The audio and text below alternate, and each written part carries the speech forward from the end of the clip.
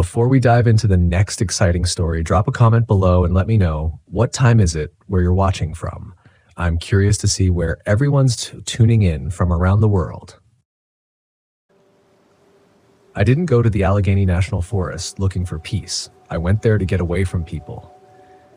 After a long year of failed connections, dead-end jobs, and one breakup too many, I packed up my 1986 Volkswagen Vanagon, the one thing that never failed me, and pointed it north, away from cell towers, away from noise, away from the weight of being seen but never really known. I figured the forest didn't care about my mess.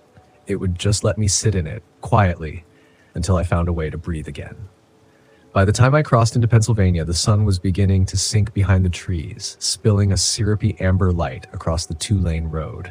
Every now and then I passed a lonely mailbox leaning against the road like it too had grown tired of waiting. The Vanagon rattled inside beneath me, the engine soft like a purr, and I felt something loosen in my chest. This was what I needed. Solitude, distance, air. The Allegheny Forest is massive, over 500,000 acres of wilderness crawling with elk, black bear, and stories older than the trails themselves. Most people camp in the southern parts where it's monitored. I didn't want monitored, I wanted isolation. So I picked a lesser-known section in the northern region up near Heart's Content Road. The name felt ironic. Nothing about me felt content. But it was remote, shaded, and not likely to be crawling with tourists or families dragging coolers and Bluetooth speakers. I found a dispersed camping spot off a narrow gravel road that hadn't seen much traffic, judging by the grass sprouting up the center. Thick trees curled overhead like fingers. No one around. Just the steady hush of wind through pine and birch. I parked the Vanagon near a clearing and killed the engine. Silence rushed in, warm and sudden. It was then I noticed the smell. Not sharp, not sulfuric, more like damp leather, old and faint, just clinging to the back of my throat. I chalked it up to the nearby creek and the decaying underbrush. Forests have a way of smelling like death even when they're teeming with life. I cracked a beer, stepped outside, and leaned against the hood. The sky overhead turned violet, the trees framing the last of the light.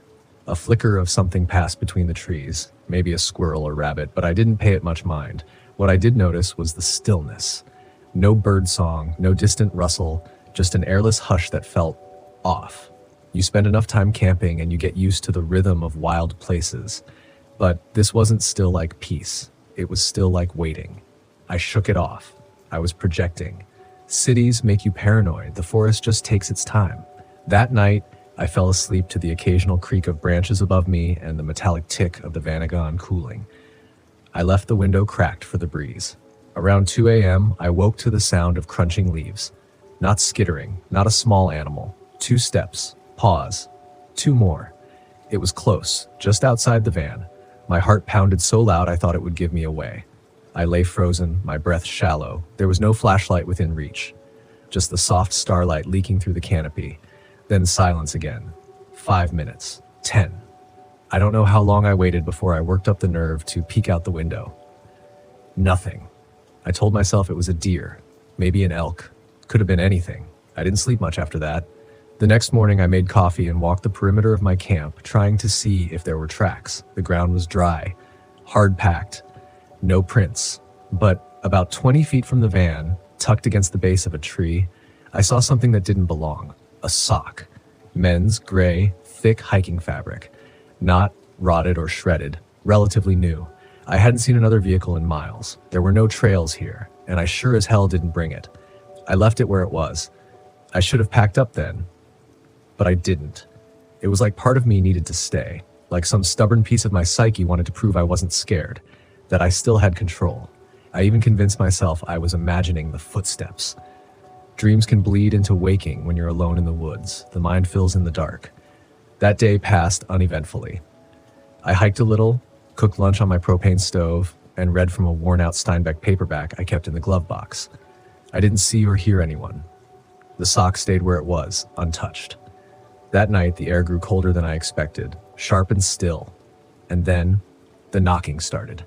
It was light at first, like knuckles against wood. 3 knocks, pause, 3 again, not on the van, somewhere close. A tree maybe? I sat up, strained my ears, the rhythm continued. Same cadence, too precise to be random branches falling, too regular to be woodpeckers. 3 knocks, pause, 3 knocks, then a different sound, breathing. Right outside the window, low, wet. Close. I reached for my flashlight, fumbling with numb fingers. The light flared, spilling into the night. Nothing. No sound. No breathing. Just the soft shuffle of something moving away through the underbrush. I stayed awake the rest of the night, sitting in the driver's seat, headlights off, keys in the ignition, heart hammering.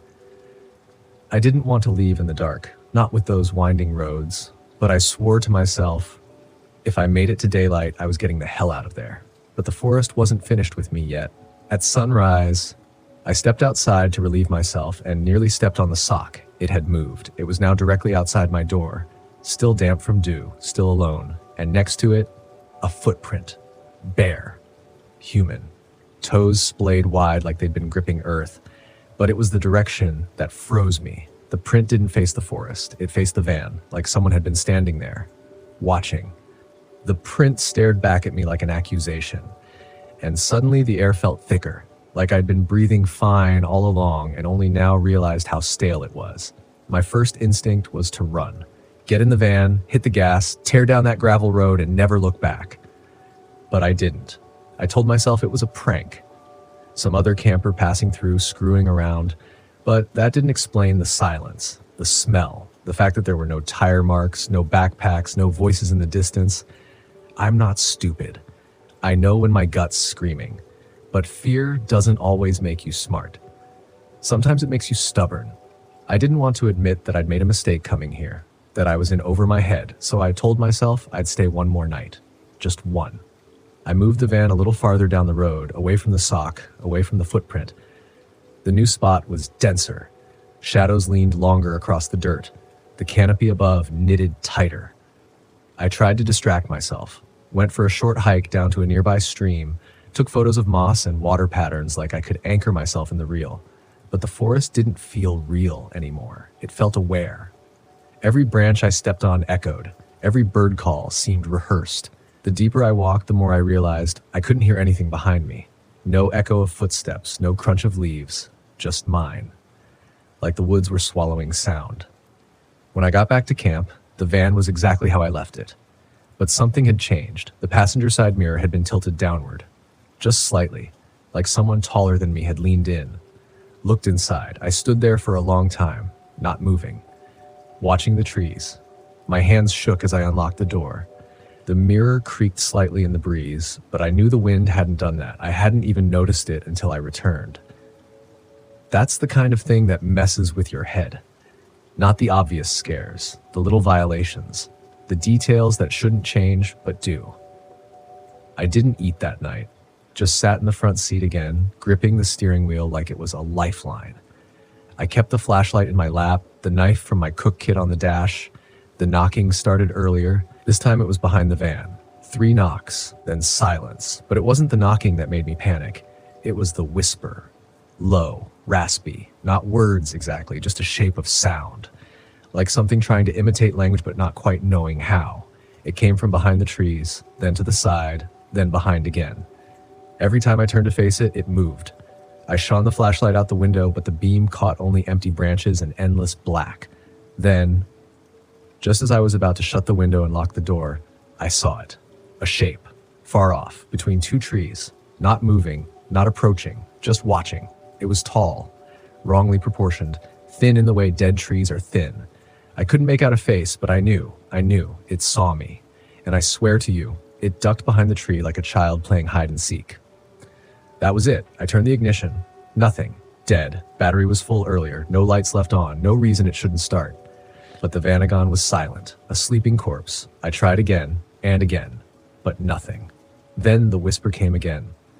Closer this time. Almost at the door. I slammed the windows shut, locked every door, and curled in the driver's seat. All I could think was, don't look, don't move, don't let it know you see it. Hours passed. I don't know how many. My legs were numb. My breath fogged the glass. I didn't dare sleep. Outside, the forest didn't move, didn't breathe. It just waited. At some point near dawn, the Vanagon's dome light flickered on. Just for a second, no one had opened the door. It flickered once, then died. That's when I began to cry, not because of fear exactly, but because I realized something I hadn't admitted until then. With whatever this was, it wasn't human, and it wasn't trying to kill me. It was trying to make me stay. I don't remember falling asleep. I must have. When I woke, the light was gray and cold. The trees looked skeletal in the morning mist. My mouth tasted of copper and dirt. I tried the ignition again. It turned over, just like that, like nothing had happened. I backed out of that clearing so fast I nearly cracked an axle. I didn't care. I just wanted pavement, civilization, proof that the world still made sense. I made it to a ranger station by noon. It looked like salvation, a squat wooden building with a flag out front and a worn information sign hanging crooked from the roof. I staggered in, probably looking like I'd seen hell. The ranger was in his 60s, gray beard, calm eyes. He didn't flinch when I told him where I'd camped. But when I mentioned the sock, the knocking, the whisper, he didn't laugh, didn't ask if I was drunk or sleep deprived. He just said, "You camp off Heart's Content Road?" I nodded. He stared past me for a moment, like measuring something in the air. Then he said, "You're not the first." I asked him what he meant. He didn't answer, just handed me a thermos of coffee and said, "Some places don't want to be left alone." I never went back. But sometimes when I'm driving in the middle of nowhere and I see trees leaning just a little too close to the road, I hear the knocking again. 3 soft taps. Then silence. I didn't drive home that day. I got on Route 66, heading south, but I didn't point the Vanagon toward my apartment. I just kept driving. No destination, no plan, just motion. Because movement at least made it feel like I was putting distance between myself and whatever I'd left behind in those woods. But the thing is, it doesn't stay behind. Not really.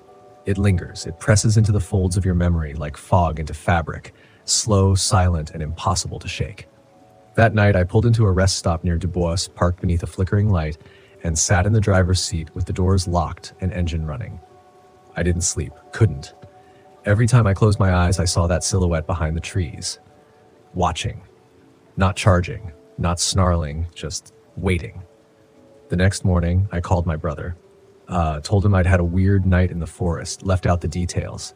He said I sounded tired, said I should head home, but home didn't feel like a place anymore.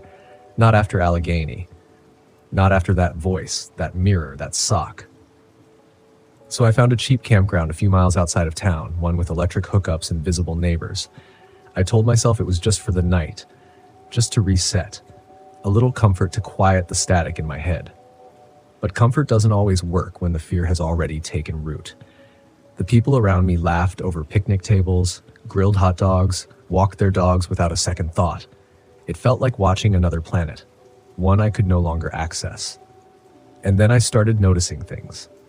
Small at first, a pine cone, resting neatly in front of my driver's side tire. Then later that night, a single muddy handprint on the rear window. I convinced myself it had been a kid playing nearby, but it was too high, too large. Still, I said nothing, slept with the flashlight on, locked every door twice. The next morning, I found a long, curling piece of birch bark wedged into the seam of the driver's door. The word "stay" had been scratched into it. That's when I started to unravel, not from the signs themselves, but from what they implied, that whatever had found me in the woods hadn't been left behind. It had followed me, not in the way you think, though. Not like a stalker with a footprint and a shadow, more like a scent, a signal. Like I'd walked into something ancient, something territorial, and now it knew my name. I left that campground and drove west for hours. No map, no purpose, just a silent scream in my chest that wouldn't stop echoing. I parked behind a diner off Route 80 and tried to eat a sandwich I didn't taste. The waitress kept looking at me like I had blood on my shirt. I didn't. I checked, but there was something in my eyes, something hollowed. I stayed off-grid for 3 more days. Gas station bathrooms, frozen burritos, slept in truck stops and dim corners of forgotten parking lots. But every night without fail, something would appear. Not the thing itself, but evidence. Once it was a dead bird placed gently on the windshield wiper. Another time, a series of small stones arranged in a perfect circle under the van. One night I heard the knocking again. Not on the van, on the bathroom stall door while I was inside. 3 knocks. Silence. Then another 3. I waited until the place was empty before I ran back to the van. The tension didn't rise like panic. It was subtler than that. It lived in the pit of my stomach, a constant tremor, like a string pulled too tight. And through it all, I kept thinking about what the ranger had said.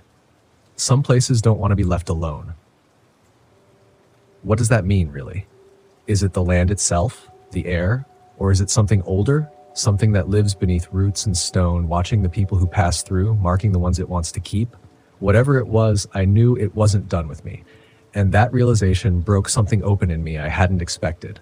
Shame. Because the truth was, I hadn't gone into those woods just to be alone. I'd gone because I was trying to outrun something else entirely. It's easy to pretend that isolation is healing when really it's just hiding.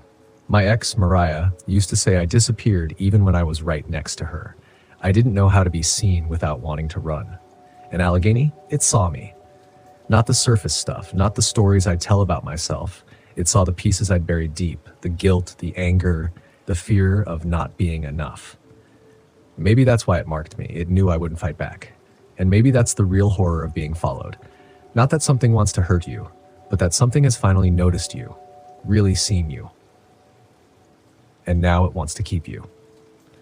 On the 5th night after I'd left the forest, I parked the Vanagon in a forgotten corner of an old, overgrown field. No streetlights, no campers, just open sky. I was tired of running. I left the driver's window cracked. I turned off the flashlight, and I waited. I wanted to see it again. Not out of bravery, not out of strength. I think, deep down, I just wanted to know if I was imagining it, if I had finally broken, or if something real had slipped out of that forest and into the seams of my life. It didn't come that night. But the next morning, I woke up to something tucked under the windshield wiper. Not a sock, not bark, a photo, old, faded, black and white. A group of campers standing in front of what looked like a 1960s Volkswagen bus, all smiling. One of them looked a little like me. On the back, written in a thin, trembling hand, "We stayed." I didn't speak for hours after finding that photo. I just sat in the front seat of the van, staring at it, tracing the edges of the image with my thumb. The people in it, they were frozen in that strange way people are in old photos, smiling too wide, postures too stiff, eyes too hollow, like they were trying to project joy but didn't understand the shape of it. But it wasn't their faces that kept me frozen. It was the background, the same trees, the same crooked birch leaning slightly to the left, peeling like old paint. It was Allegheny. I don't know how I knew. There was no sign, no marker, no proof. Just that same stretch of forest that had been watching me from the moment I crossed into it. And I knew then, without question, that this wasn't over. That photo wasn't a warning. It was an invitation. The fear I'd carried with me like a second skin these last few days, it shifted, hardened into something colder. Not defiance, not yet, but resolve. A quiet, trembling understanding that I couldn't keep running, that whatever had been attached to me wouldn't stop until I went back. It wasn't courage that made me turn the van around. It was inevitability. Some things circle back whether we choose them or not. By the time I hit the edge of the forest again, the sun had started to dip. That blue and gold kind of light that turns the world nostalgic just before it turns predatory. The road in felt narrower. The trees leaned closer, and I swear the air was thicker, like breathing through gauze. I found the same road, the one off Heart's Content. The gravel was even more eroded now, like it hadn't seen another set of tires since I'd left. I drove slow, windows cracked, no music. Every sound felt like a language I couldn't quite translate. The rustle of leaves, the low groan of branches, the way the gravel shifted under my tires, it all spoke. Not in words, but in intent. I parked in the exact same clearing, stepped out, waited. The forest was silent, not dead, listening. I took the photo and laid it on the ground in the center of the clearing. That felt important somehow, like an offering. Then I sat on the van step and waited. Minutes passed, then an hour. I heard nothing, saw nothing, but I felt it, that same low-frequency dread, the way your stomach sinks just before a car crash. That moment of weightless anticipation before something impacts. It settled into my bones, into the spaces between my thoughts. Then, knock, from behind the van. 3-time move, didn't even breathe, then either left. 3 more knocks, then silence. I stood slowly, my flashlight in one hand, the knife in the other. I didn't want to fight, but I wasn't here to cower either. I walked into the trees, past the clearing, into the deeper dark. I don't know how far I went. The forest folds in on itself at night, bending time and distance until every step feels like a mile and every breath feels borrowed.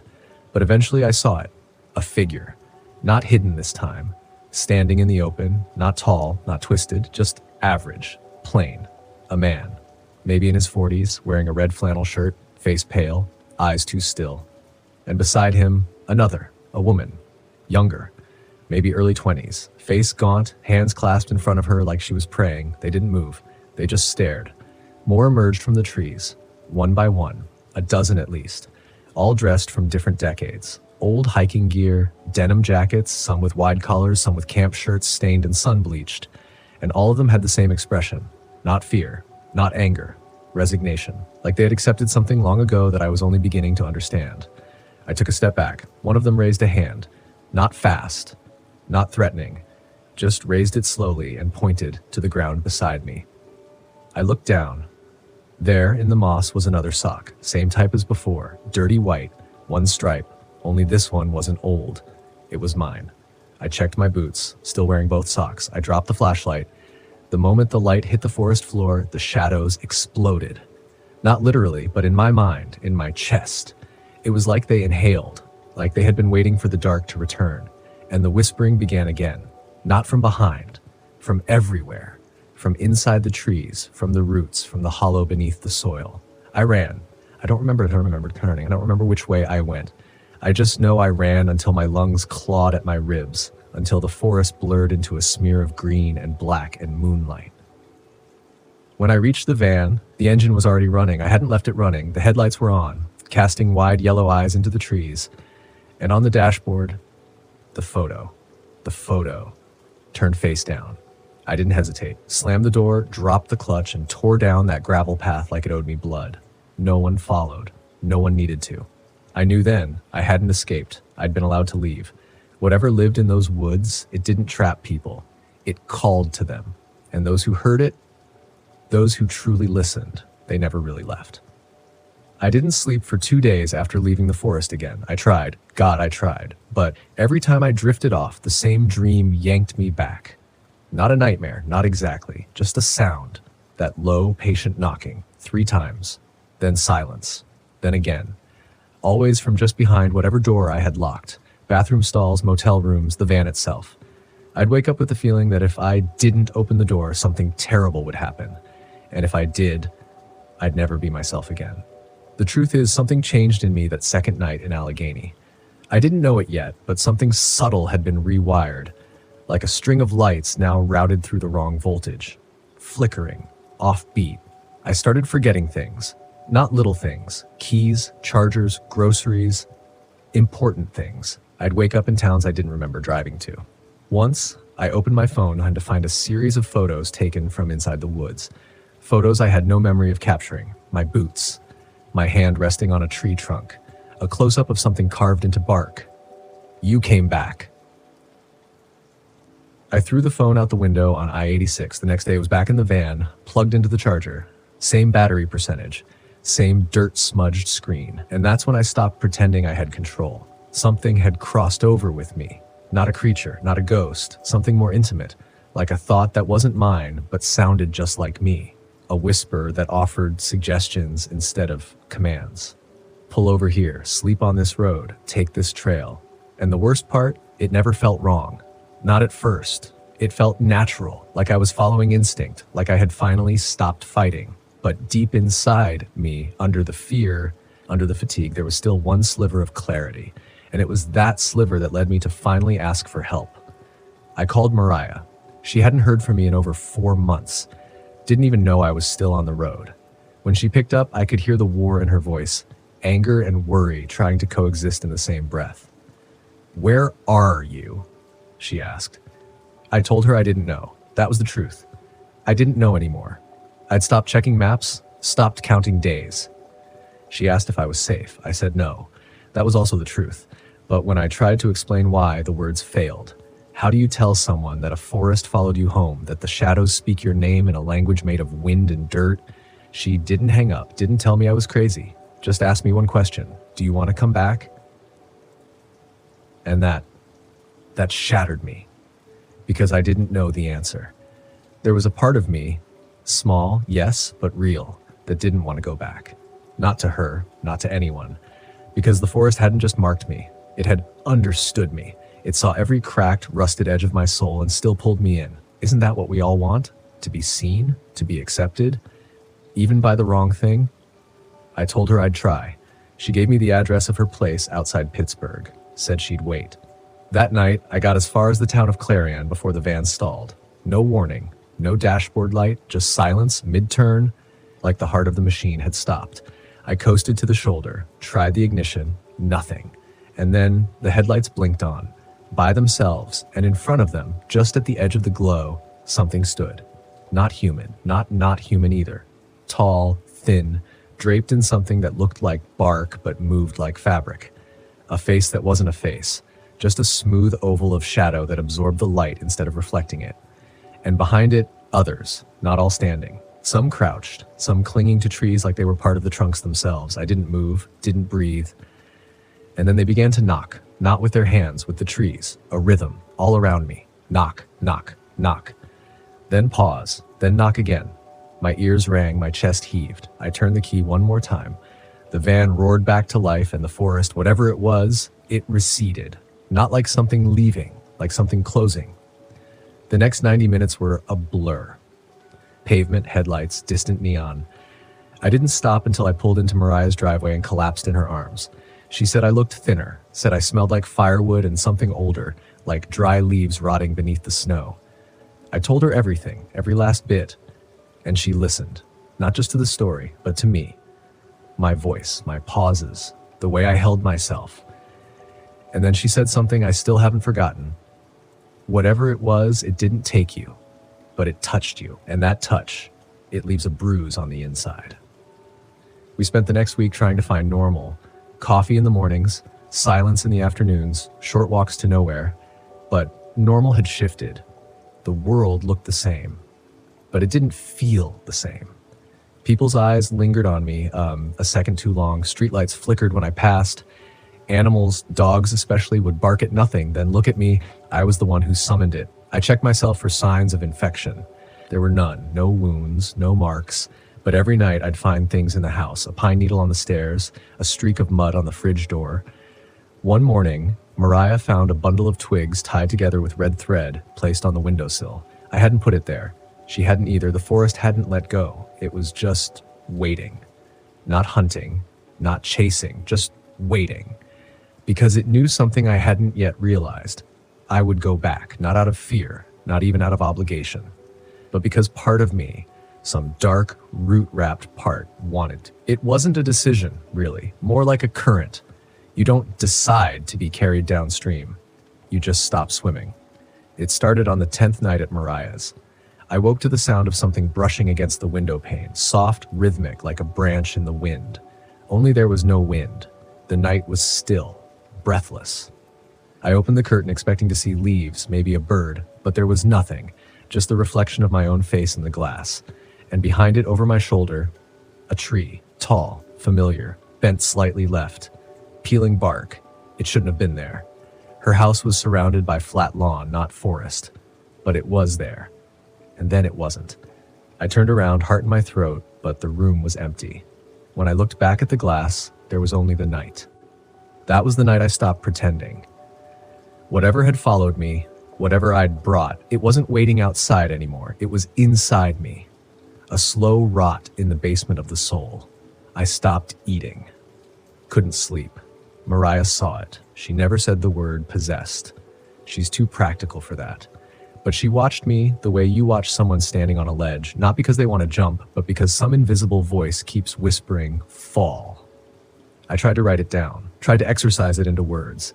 Every page came out blank, or worse, covered in scratches I didn't remember making, circles, claw marks. A phrase repeated over and over, you never left. I stopped using mirrors, stopped trusting what I saw in them, because sometimes the man staring back at me didn't blink when I did, didn't tilt his head the same way, just watched. Patient, like the trees. I told Mariah I needed to go. I expected her to argue. She didn't. She just kissed my forehead and handed me a small cloth pouch. "Charcoal, salt, sage," she said. "For what good it'll do."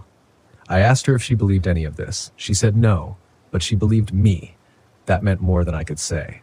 I left that morning. Didn't even pack. Just got in the van and drove. Every mile back to Allegheny felt like shedding skin. By the time I crossed into the forest proper, I wasn't sure there was anything left to protect. Only something left to understand. It was dusk when I reached the same old road off Heart's Content. It looked different now. Or maybe it always looked this way. I just hadn't seen it clearly. The trees bowed toward the road like mourners. The path itself was darker, even in daylight. I parked in the same clearing. The moment I shut off the engine, the air changed. Not in temperature, in texture. It was heavier, thicker, like breathing through velvet soaked in old rain. I stepped out and the forest welcomed me like it had been waiting. Not with sound, with absence. No birds, no wind, just the breath of ancient things held between branches. I walked deeper this time, no flashlight, no knife, just me. I passed the old birch tree, its bark sloughed like sunburned skin. There were carvings now, too many to count. Initials, symbols, whole sentences. She followed the path. The mouth of the forest opens only once. He heard his name in the trees. Each one felt like a memory, not mine, but close enough to borrow. Then I heard it, the knock, but not on a tree this time. From below, like the earth was hollow, like something underneath had curled its fingers and rapped against the floor of the world. Once, twice, 3 times. I dropped to my knees, pressed my ear to the moss, and I heard them. Voices. So many voices, whispering like a stream over stones. A language I didn't understand but felt. A call. No, a welcome. Then the ground beneath my palm began to pulse. Not violently, soft, rhythmic, like a heartbeat. And in that moment I saw, not with my eyes, with something deeper. A place beneath the forest, beneath Allegheny, a hollow, breathing cathedral of roots and darkened memory. And within it, them. Not ghosts, not demons. Just people who had heard the call, people who had answered. They didn't scream, they didn't mourn. They just were. Still, present, watching, waiting. And I understood then what no map, no ranger, no story ever said out loud. Allegheny isn't haunted, it remembers, and some memories are hungry. I stood slowly, looked around the clearing. It wasn't empty anymore, shapes between the trees, not approaching, not threatening, just there. Witnesses. I reached into my pocket and pulled out Mariah's pouch, held it in my hand. The salt, the charcoal, the sage. I whispered her name once. Held it in my mouth like a final anchor. Then I scattered the pouch into the wind, let it fall where it wanted. I sat at the base of the birch tree, closed my eyes, listened, and the knocking stopped because it no longer needed to call me. I was here, fully, completely. And beneath my fingertips, the ground pulsed. One beat, then another, and I matched it, breath for breath. I don't know how long I sat there. It could have been an hour. It could have been 3 days. Time has no edges in that place. It folds, drips, pools in the cracks of thought like rainwater in tree hollows. The forest breathed around me. Not metaphorically. Literally, every leaf trembled in unison. Every pine needle seemed to shift with the rhythm of my heartbeat. The trees leaned closer, but not with menace, with intent. They weren't trying to harm me. They were trying to receive me. And that was somehow worse. I'd always thought horror lived in blood and teeth and screams in the dark, but it doesn't. Horror lives in welcome arms that should never be open, in the slow, irresistible kindness of things that want to keep you. And Allegheny had made its case. No violence, no threats, just belonging. I could stay. No more fear, no more past, no more doubt clawing at the base of the skull. Just stillness, just root and breath and dark. I felt my spine relax, my jaw unclench, my heart slow to match the ancient rhythm in the dirt. And the forest noticed. It hummed. I could feel it in the soles of my feet, in the scars on my hands. The land opened like a mouth, but not to swallow, to hold, to cradle. A whisper rose up from the earth, not in sound, but in memory. You were lost, but not anymore. It wasn't my voice. It wasn't not my voice. It was the voice of every moment I'd driven without direction. Every campsite I'd picked hoping to outrun the ache inside me. Every night I told myself I liked the solitude when really I was just afraid of being seen. The forest saw me, all of me. And it didn't flinch. I reached out. My fingers brushed the bark. It felt warm, alive. And just as I was about to press my palm flat against the tree, just as I was ready to finally let go of the last tether that held me to the outside world, I heard her. Not the forest. Her. Mariah. Her laugh. Soft. Distant. Coming not from the woods, but from within me. A memory, maybe? But it landed like thunder in that quiet. I pulled my hand back, and the forest shivered. Not with anger, with disappointment. The rhythm beneath me stumbled, just for a second. But enough. Enough for me to remember. I chose this road, and I could choose another. I stood. The ground pulsed harder now, urgently, like a heartbeat accelerating into panic. Shapes stirred in the tree line, watching. I turned my back on them, and I walked, step by step, like tearing muscle from bone, like peeling frostbitten skin from flesh. It hurt, not physically, not exactly, but in a place deeper than nerve. The forest screamed without sound, a scream made of memory. Made of all the others who hadn't walked away. Faces flashed in my mind. The boy in the woods that first night, the whispers, the figures in the fog. They weren't lost. They'd been invited, and they'd accepted. I didn't run. Running would have been disrespectful. I left. I made it back to the van by dawn. The air was thinner, the light gray and forgiving. I opened the door, and the engine started on the first try. No knock, no flicker, just motion. As I drove away, I watched the trees shrink in the mirror. The sun finally cut through the mist. But the forest didn't fade. It waited.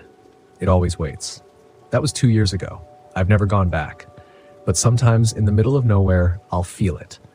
When I stop at an unfamiliar campground, when the fire dies too fast, when the wind rustles the tent like it's trying to speak. That rhythm. 3 soft knocks, then silence. Then again. Sometimes I see others like me. In their Volkswagens, sitting alone, too still, faces turned just slightly toward the trees. Listening. I don't talk to them. I can't. Because if I did, I might recognize the same look I had. The look of someone halfway between being found and being taken. So I leave a note. No name, no explanation, just a warning carved into the bark of a tree. If it offers peace, ask what it costs. Because that's the lie the woods will never tell you. The peace isn't fake, it's real, it's deep, and it's forever. But it's not free. Nothing that wants to keep you whole ever is. And when you finally realize that, you've already stepped too far in. I almost did, and maybe one day I will again, but for now I drive, and I remember. And sometimes in the silence between miles, I knock. Once, twice, 3 times.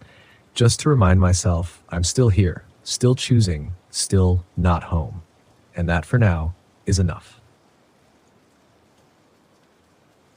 I used to think the woods were honest. Brutal, yes. Indifferent, sure. But honest.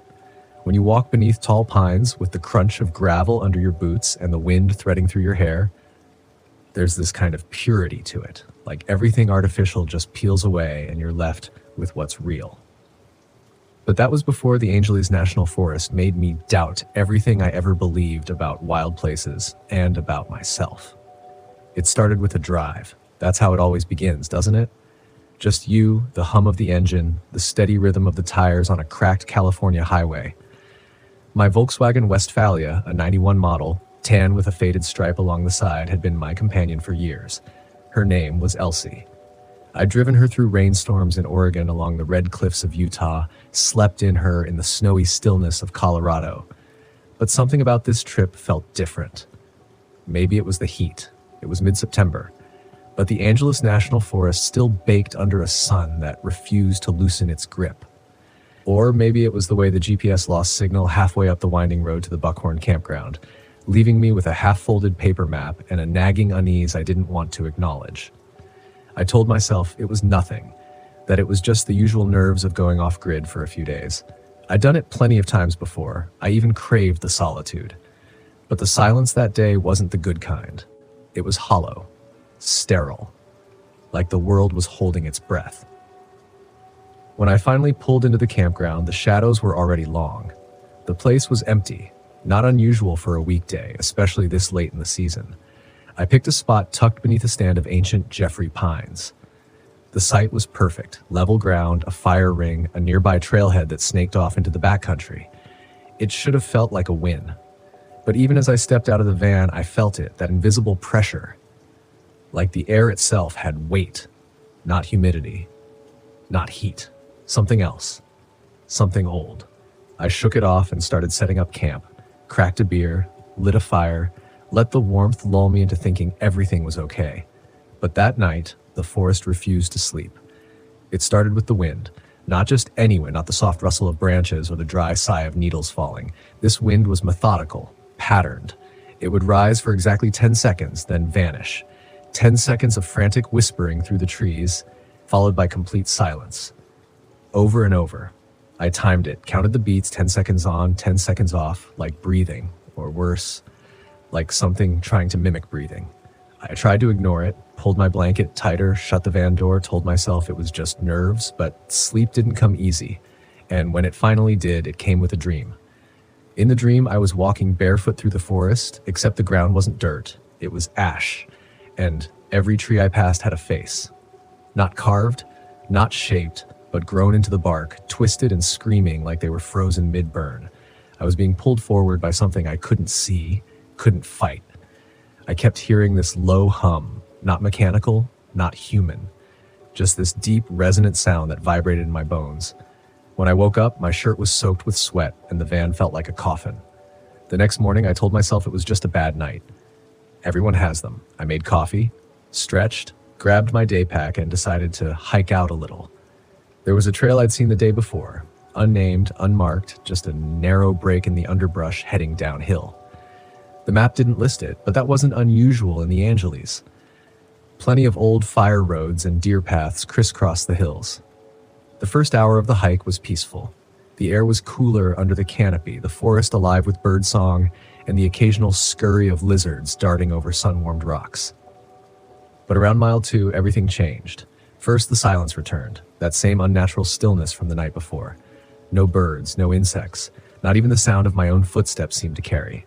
Then came the smell. It was faint at first, metallic, sour. I stopped, sniffed the air. It got stronger as I moved forward, like rust and rot and something sweet, like overripe fruit left too long in the sun. My stomach turned. I told myself it could be anything. A dead animal, maybe. But every step I took made it worse, until I finally crested a small ridge and saw it. A tent, torn to shreds, not collapsed, shredded. Fabric hung in long ribbons from the branches of a nearby pine, like some grotesque offering. The fire pit was cold, the stones around it blackened far beyond what any normal campfire could cause. And beside the tent, half buried in the dirt, was a cooler. Cracked open, inside were cans of soda, a few pieces of fruit, and a journal. I knew I shouldn't touch it, but I couldn't stop myself. I reached down, wiped off the dirt, and flipped through the pages. The handwriting started neat, the usual trip notes, bird sightings, daily mileage, but by page 6, it changed, became erratic. The entries turned into pleas. Short, frantic lines like, I hear it breathing at night. The trees aren't right here. Something is pretending to be my brother. If I don't make it out, don't camp near the creek. The last page just had 3 words scrawled over and over again until the ink bled through. It watches always. I froze. Something cracked behind me, loud, sharp, like a branch snapping underfoot. I spun around. Nothing. The woods were still. But I wasn't alone. I felt it. Not saw. Not heard, but felt. Like eyes pressing against the back of my skull. Like breath on the nape of my neck, even though the air was still. I backed away slowly, gripping the journal like it was a lifeline. That's when I noticed it. Footprints. Not mine. Not boots. Bare feet. Narrow. Long. Deep enough to press down the dry leaves, but not enough to sink into the soil like a person should. They led from behind the torn tent and circled mine. Once, twice, 3 full revolutions around my van, then they vanished into the brush. I didn't run. Not yet. I should have. Every instinct in me screamed to drop the journal, turn around, and tear through the woods until I found the road. But fear has a strange way of freezing you when it matters most. You don't always bolt. Sometimes you just listen. Wait, try to understand what's hunting you, as if knowledge will somehow save you. I squatted beside the footprints, if you could call them that, and ran my fingers along the edge of one. The indent was shallow, no deeper than a fingerprint pressed into damp cloth, and perfectly formed. 5 toes, an arch. But the heel didn't look right. It was too long, too narrow, and there were no signs of weight shift, no drag, no mess like a human foot would leave in soft earth. It was like something had laid them there deliberately, like it wanted me to find them. I stuffed the journal into my pack, took one last look at the shredded tent, and started back the way I came. Fast, but not running. Not yet. The air had changed. Again. What had been a dry, dusty warmth now felt damp, cloying. The breeze had vanished, and the sky above the trees seemed a shade darker than it had an hour before, though my watch said it wasn't even noon. I kept my eyes forward, my breathing tight. Every 10 feet I turned around, scanning the brush. The forest was too quiet, too still. Then I heard it. 3 knocks. Slow. Deliberate. Knock. Knock. From behind me. Not on wood. Not like a woodpecker or a branch falling. These knocks had weight to them, like fists on a hollow door. I stopped. Turned slowly. Nothing. The trees stood silent, tall and unmoving. But I knew what I heard. I know the sound of something asking to be let in. I didn't respond, just kept walking, this time faster. My boots scraped the trail, kicked up dry pine needles. The forest remained silent. No squirrels, no birds, not even the hum of flies. Just the rhythm of my own footsteps and the hammering of my heart. But then the knocking came again. Closer this time. Knock. Knock. And this time, it was coming from ahead of me. I froze. I hadn't passed anyone on the trail. Hadn't seen a soul since I'd pulled into the campground the night before. But someone, or something, had moved in front of me. The path curved ahead, rising into a blind bend thick with brush on both sides. I didn't want to take it. My body practically screamed to veer off trail, to run straight into the trees and blaze my own way down. But that was suicide in these hills. The Angeles can turn on you in a second. People get lost out here all the time, even seasoned hikers.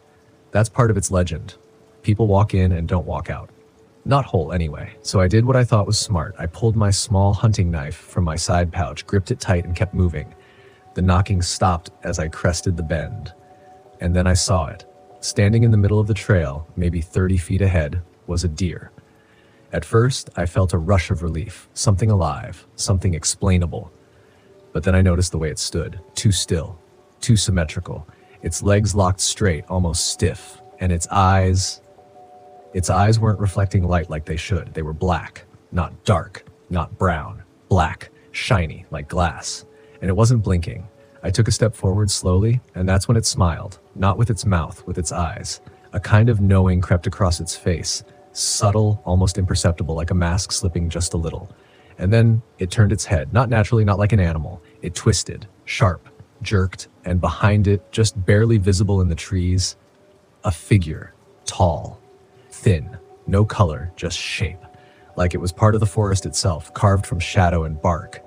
I could only see half its face peeking from behind a tree, watching me with that same stillness the deer had. No movement, no breath. I backed up slowly, didn't turn, didn't run, just eased my way down the trail the way I came, keeping my eyes forward, knife trembling in my hand. I kept backing until the bend swallowed them from view. Only then did I turn and walk. Faster, then faster still, until I was sprinting, branches whipping at my arms, the pack bouncing against my spine. I didn't stop until I saw the familiar curve of the parking loop and the dull, beautiful sight of my Westphalia parked beneath the trees. I slammed the van door shut and locked it. Only then did I allow myself to breathe. But it wasn't over. I sat there for hours, engine off, just listening. Waiting. I kept expecting to hear the knocks again. On the van, on the trees, in my head. But all that came was a deep, unsettling silence. As dusk fell, the shadows returned, thicker than before, like they'd remembered me. And then, at exactly 9:12 p.m., I remember the time because I was checking my phone for any signal. The van lights flicked on. By themselves. Interior only. Just a soft glow from the dome light, bathing everything inside in a pale yellow. I hadn't touched anything. I reached up, flipped the switch off, waited. Nothing. A full minute passed, then they came back on. No noise, no mechanical sound, just light. I opened the fuse box, checked every switch, everything looked fine. I flicked the switch again, off. It clicked back on. That's when I heard the scratching, on the outside of the van, from the driver's side door, a slow, dragging sound. Not like claws, like fingertips, testing. I didn't move, I didn't even blink, just stared at the door, my heart thudding in my ears. Then a whisper, right by the glass, soft, breathless, impossible. You brought it back. The voice was dry. Not raspy, not guttural. Dry, like leaves crunching underfoot, or paper tearing in a still room. It didn't sound angry. It sounded disappointed. I didn't answer, couldn't. My throat locked up and every nerve in my body shrieked at once. I stayed frozen in the driver's seat, my knife still clenched in one hand, my other hovering near the ignition even though the keys were in my pocket. The scratching stopped. Not faded. Stopped. Sudden. I waited, eyes locked on the window, trying to catch a glimpse of movement. A shadow. Anything. But there was nothing there.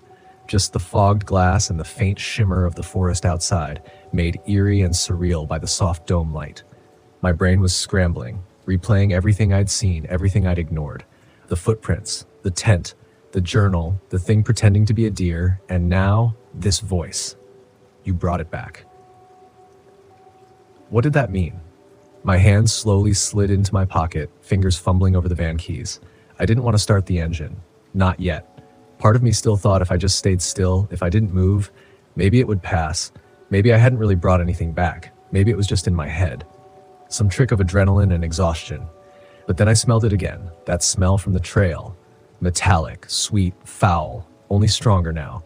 It seeped into the van like a gas leak, through vents, cracks, crevices. It made my stomach twist and my eyes water. And with it came something else. A sound. Not knocking this time. Clicking. Soft. Deliberate, like bones tapping against each other, like teeth chattering not from cold, but from something far older. Hungrier. It circled the van, I could hear it moving. Not footsteps exactly, but the brushing of limbs against metal, the faint groan of the suspension shifting under its weight as it passed too close. And through it all, that clicking. Never fast, never chaotic, just slow, patient, like it was waiting for something. That's when the journal, the one I'd taken from the destroyed camp, slipped off the passenger seat and hit the floor with a thud. It had fallen open. The pages flipped by themselves, one after the other, caught in a breeze that wasn't there. And then it stopped on a page I hadn't noticed before. Scrawled in shaky handwriting across the top were 5 words. Don't speak. Don't answer it. That was all. No explanation. No context. Just a warning. I stared at the page, my breathing ragged. That voice, it hadn't been a hallucination. Someone else had heard it. Someone else had tried to warn me, and they'd failed. I slammed the journal shut and turned the key in the ignition. Elsie didn't start. The engine coughed, sputtered, then died. I tried again, nothing. Not a click, not a whir, just dead silence. My headlights flicked on, without me touching the switch. And in that burst of light, I saw it. Standing at the edge of the tree line, no more than 20 feet away. Tall. Wrong. It wasn't shaped like a person, but it wanted to be. Its limbs were too long, its joints bent the wrong direction. Its skin, if that's what it was the color of wet bark, and its face was smooth, almost flat. No features except for 2 small indentations where eyes should be. And even though there was no mouth, I knew it was smiling. It stepped forward slowly, and every motion it made sounded like wood cracking in the cold, like trees falling in the distance. Loud in the way nightmares are loud, not in your ears, but in your bones. The headlights flickered. The thing raised one arm and tilted its head, and then it whispered again. But this time, I felt the voice inside the van, inside my head. Give it back. I knew what it meant. The journal. I didn't think. I grabbed it from the floor and threw it out the window. The moment it hit the ground, the lights went out, and the thing vanished. Just gone. No fade, no retreat, just not there anymore. The silence returned, deep and crushing. I sat there, breath ragged, sweat soaking my shirt, eyes scanning every shadow, and then, blessedly, the engine roared to life. Elsie's dashboard lights flared, and the low hum of the motor filled the van like a salvation hymn. I threw it into gear and tore out of that campground without looking back. The road out was harder than I remembered, narrower, windier, like the forest was trying to stretch it, to trap me inside a loop I couldn't break. But eventually, after what felt like an hour, I saw the main road. The signal bars on my phone returned, and the smell, that awful, sickly scent, finally faded.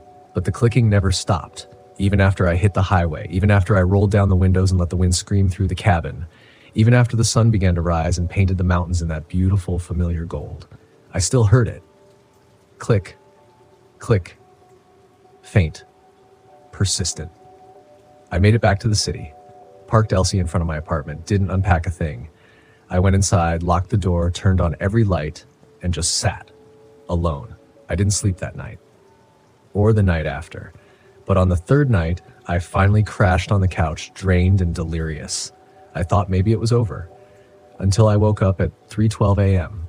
and saw muddy, barefoot prints in my hallway, circling my couch. Once, twice, 3 times. The prints were still wet, not dusty, wet. Muddy streaks ran in arcs across the hardwood floor as if someone had walked in from the rain, only it hadn't rained in days. I stared at them, my mind blank and racing at the same time. My body refused to move, like waking paralysis had followed me into the waking world. And they weren't child-sized prints. They weren't human either. Long, narrow feet, 5 toes, but distorted, stretched out in a way that hurt the eye to look at, just like the ones at the abandoned tent. I followed them with my eyes, not with my body. Not yet. Once, twice, 3 times around the couch. Then nothing. No prints leading away, no trail out. They just stopped, as if whatever made them had evaporated mid-stride. My first instinct was denial. I told myself it was some sick prank. Someone had followed me from the woods. Maybe the forest ranger. Maybe someone pretending. Maybe I was exhausted and tracking mud in my sleep. But I couldn't make myself believe it. Because deep down, I knew. I'd brought it back. Just like the voice said.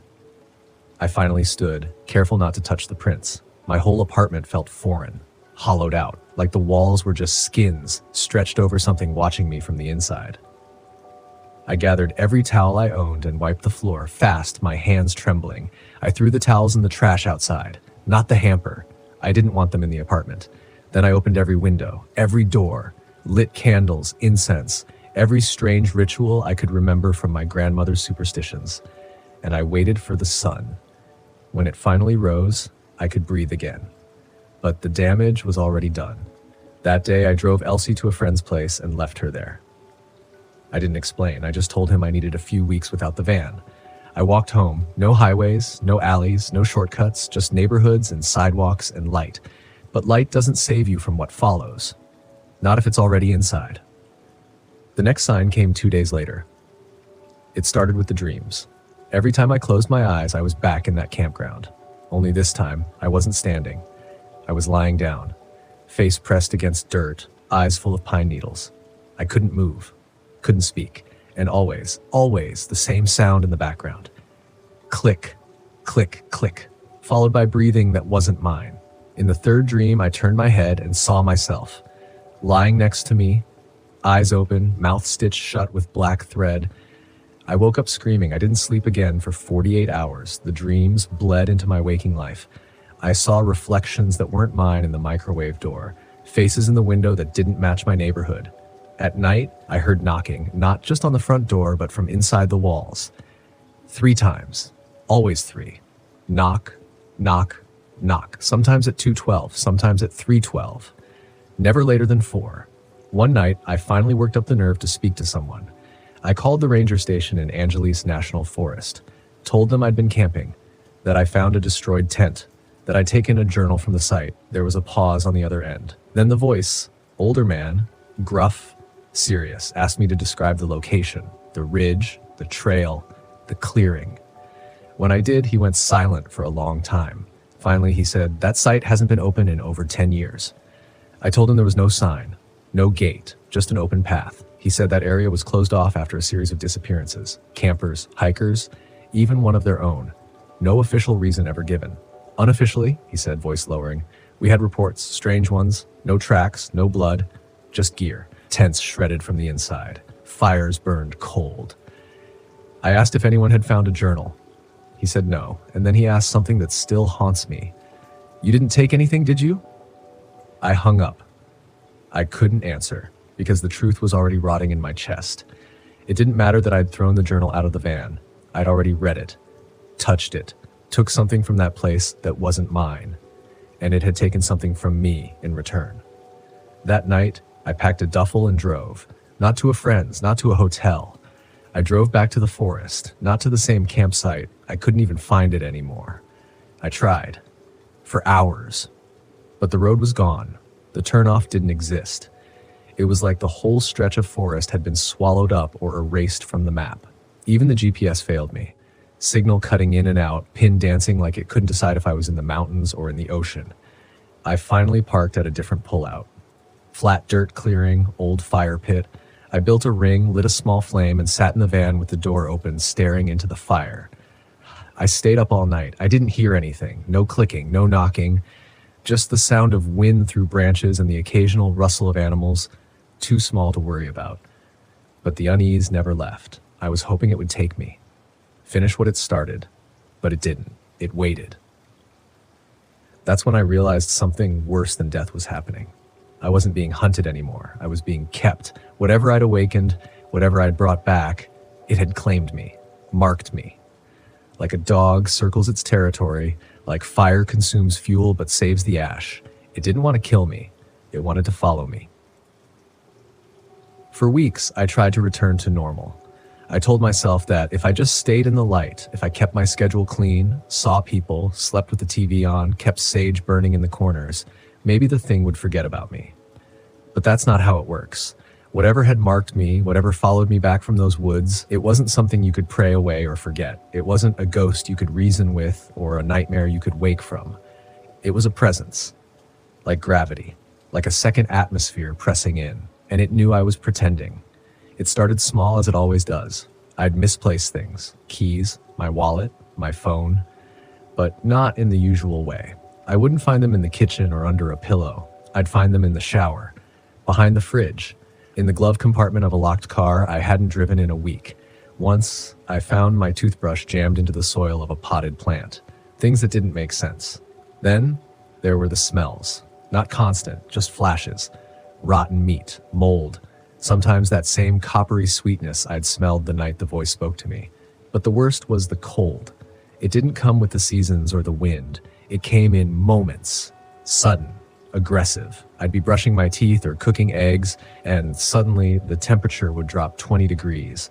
My breath would cloud, my fingers would go numb, and no heater, no blanket, no coat could cut through it. It was the kind of cold that felt personal, like something had just walked through me. I began to fear sleep, because the dreams returned, louder, clearer. The stitched mouth version of myself no longer just lay beside me in the dirt. He spoke without moving his lips, and his voice was mine, but hollowed out, like it had been played backwards through a cracked speaker. He told me things I didn't want to hear. You were warned. You heard it. You answered. And then always, at the end, now it wears your skin. I'd wake up drenched in sweat, fingernails bitten raw, heartbeat pounding in my ears like drums in a cave. I stopped going outside after sunset. I stopped trusting mirrors, and I stopped answering knocks, because they kept coming. Not on the door anymore. I'd learned not to open those. Now the knocking came from inside the house, sometimes from the closet, sometimes from under the bed. Once from inside the damn fridge. Always 3. Knock, knock, knock, and always at the same time. 3:12 a.m. One night I broke. I grabbed my knife and flashlight and tore through the apartment, flinging open every cabinet, every door. I shouted, screamed, dared it to come out, but it never did. It doesn't need to. It already lives here. I started reading everything I could. Folklore, regional myths, missing person cases from Allegheny National Forest. There were patterns. Campers disappearing without a trace. Tents found collapsed, personal items left behind. People returning from trips changed. Silent, paranoid, sometimes violent. One hiker was found walking barefoot along the 210 freeway at 4 a.m., muttering, "It wears me now," over and over until the police took him away. He died in a facility 6 months later. They ruled it psychogenic fugue. But I knew better. I found a thread on an old message board, not Reddit, something older, archived and buried. The post was titled, "The Hollow-Faced Thing." The user described exactly what I'd seen. The creature at the tree line, the clicking, the voice in your head, dry as paper, the journal, the sense that it doesn't follow you, it waits inside you. One comment buried deep stuck with me. It doesn't kill you, it erases you, piece by piece, until you're just a passenger in your own body, and then it wears your skin to go out into the world to find others. It was a parasite, not of the body, of the self, that explained the dreams, the doppelganger, the voice that sounded like mine. It was trying to become me, and maybe, little by little, it was succeeding. I called my sister that night. We hadn't talked in months. I don't know what I was hoping for. Some tether. Some proof that I was still real. But when she picked up, she paused for a long time before saying my name. And when she finally did, she said something that cracked me open. "You sound off. Is someone else there with you?" I hung up. I couldn't do that to her. I couldn't bring her into this. Because what if the thing could reach through phone lines? Voices? What if just hearing me was enough? It was then I realized I couldn't stay in the apartment any longer. The city was wrong now. Too bright, too thin, too full of mirrors and glass and people who could get hurt. I packed a bag, just clothes, cash, and the knife. And I took Elsie back. Not to Angela's, no. To nowhere. I've been on the road ever since. No destinations, no friends, no social media. I sleep in remote lots. I follow no routes. I keep no patterns. Because if I stay still too long, I feel it catch up.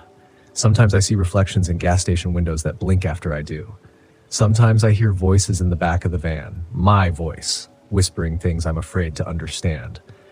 But the worst is when I hear the knocking, not on the van, from inside the cabinets.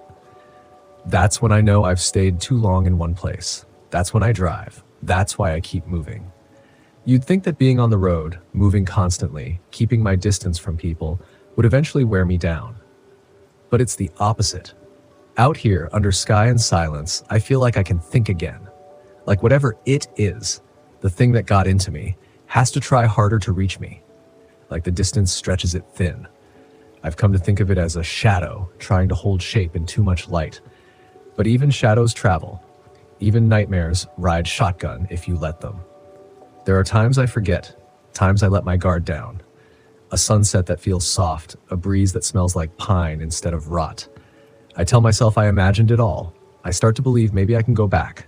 And then it reminds me, like the night I parked near a lake in Utah, a place so still you could hear fish breaking the surface from 100 yards away. I made a fire, cooked pasta in a little steel pot, drank 2 beers. I even laughed. For the first time in weeks, and then around 2:30 in the morning, I heard something scrape along the back of the van. Not knock. Scrape. Slow. Steady. Metal on metal. I sat up in the driver's seat, barely breathing. Didn't turn on a light, didn't move. Then came the whisper, right by my ear, but inside the van. "You forgot me." I started the engine and drove into the darkness. No shoes, no gear packed, pot still warm on the fire ring behind me. When I stopped hours later, I looked in the rearview mirror. I expected to see the thing. The hollow face, the black stitch mouth, something crawling over the back seat, waiting. Instead, I saw myself, smiling. Only I wasn't smiling. I stared for a long time until the sunrise burned away the illusion. I don't check mirrors anymore. I cover them. Duct tape, old towels, whatever I can find. And that's not the only rule I follow now. Rule 1, never park in the same place twice. Rule 2, never camp near structures. No ranger stations, no cabins, no power lines. It likes places where people almost are. Rule 3, never answer voices after dark. Not even if it sounds like a child, especially not if it sounds like you. You learn quickly out here. Because if you don't last long. And I've met others, not many, but enough to know I'm not the only one it's touched. I met a man in Arizona, tattooed sleeves, half a beard, traveling in a rusted-out Airstream.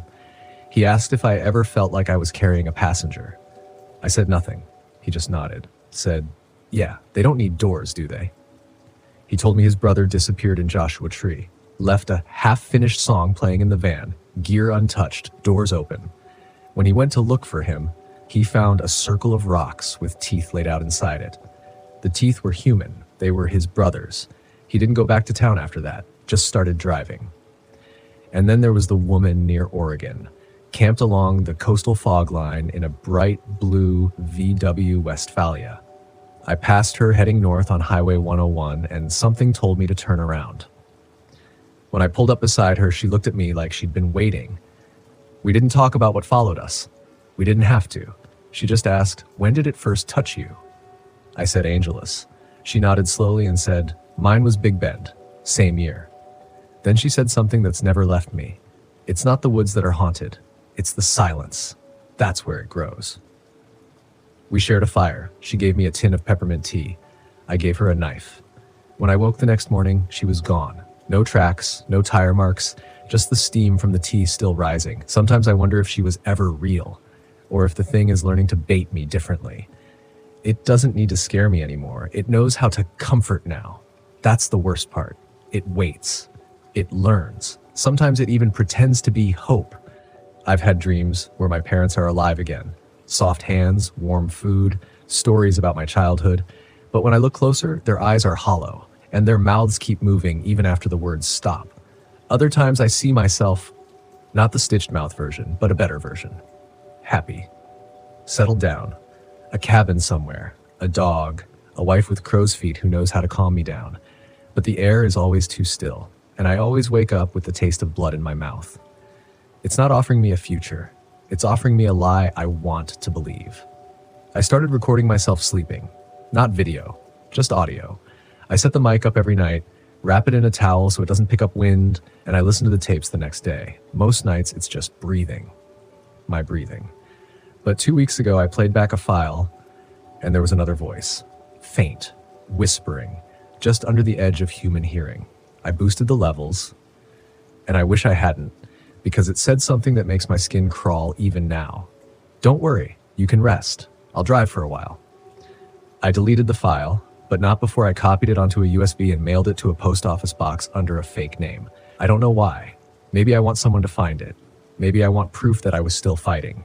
Because sometimes I don't know anymore. Sometimes I wake up and the van's in a place I don't remember driving to. Sometimes the gas tank is full and I have no memory of stopping. Sometimes I find things in my pockets. Bones. Threads. A torn corner of the journal I threw away. It's as if it's leaving reminders. Breadcrumbs. Letting me know I can run all I want. But it knows where I am because it's with me or in me. Or maybe I am it now. I try not to think that way. I try to believe there's a way out. But belief is a fragile thing when your reflection no longer matches your memory, when your thoughts feel echoed, when the fear stops being about the dark and starts being about what you'll do when you're no longer afraid. Because that's the final trick, isn't it? It makes you forget you were ever afraid. And once that happens, you stop running. There's a campground in Montana. No name, no sign. You get to it by taking a service road that turns to gravel, then gravel that turns to dirt, and then dirt that dissolves into moss and roots and silence. It's the last place I swore I'd go, but 2 nights ago I dreamed of it again. The dream wasn't frightening. That's how I knew it wasn't mine. It was serene. Soft gold light filtering through the pines. My old VW sitting between 2 birches, a blanket draped over the windshield like eyelids resting. I felt peace. But when I looked in the window, the person behind the wheel wasn't me. It wore my clothes, it had my scars, but the eyes were mirrors, and I saw nothing inside. When I woke, I was already driving there. I don't remember turning the key. I don't remember pulling out of the rest stop. I just remember the taste of metal and the ache behind my eyes. And the smell. That familiar terrible sweetness, copper and rot like flowers that bloom too long in a closed room. The van was guiding itself now, and I was tired. So tired. So I let it take me back to where this all began. And now I'm here, right now. Parked between 2 trees that I swear I've never seen, but somehow know by name.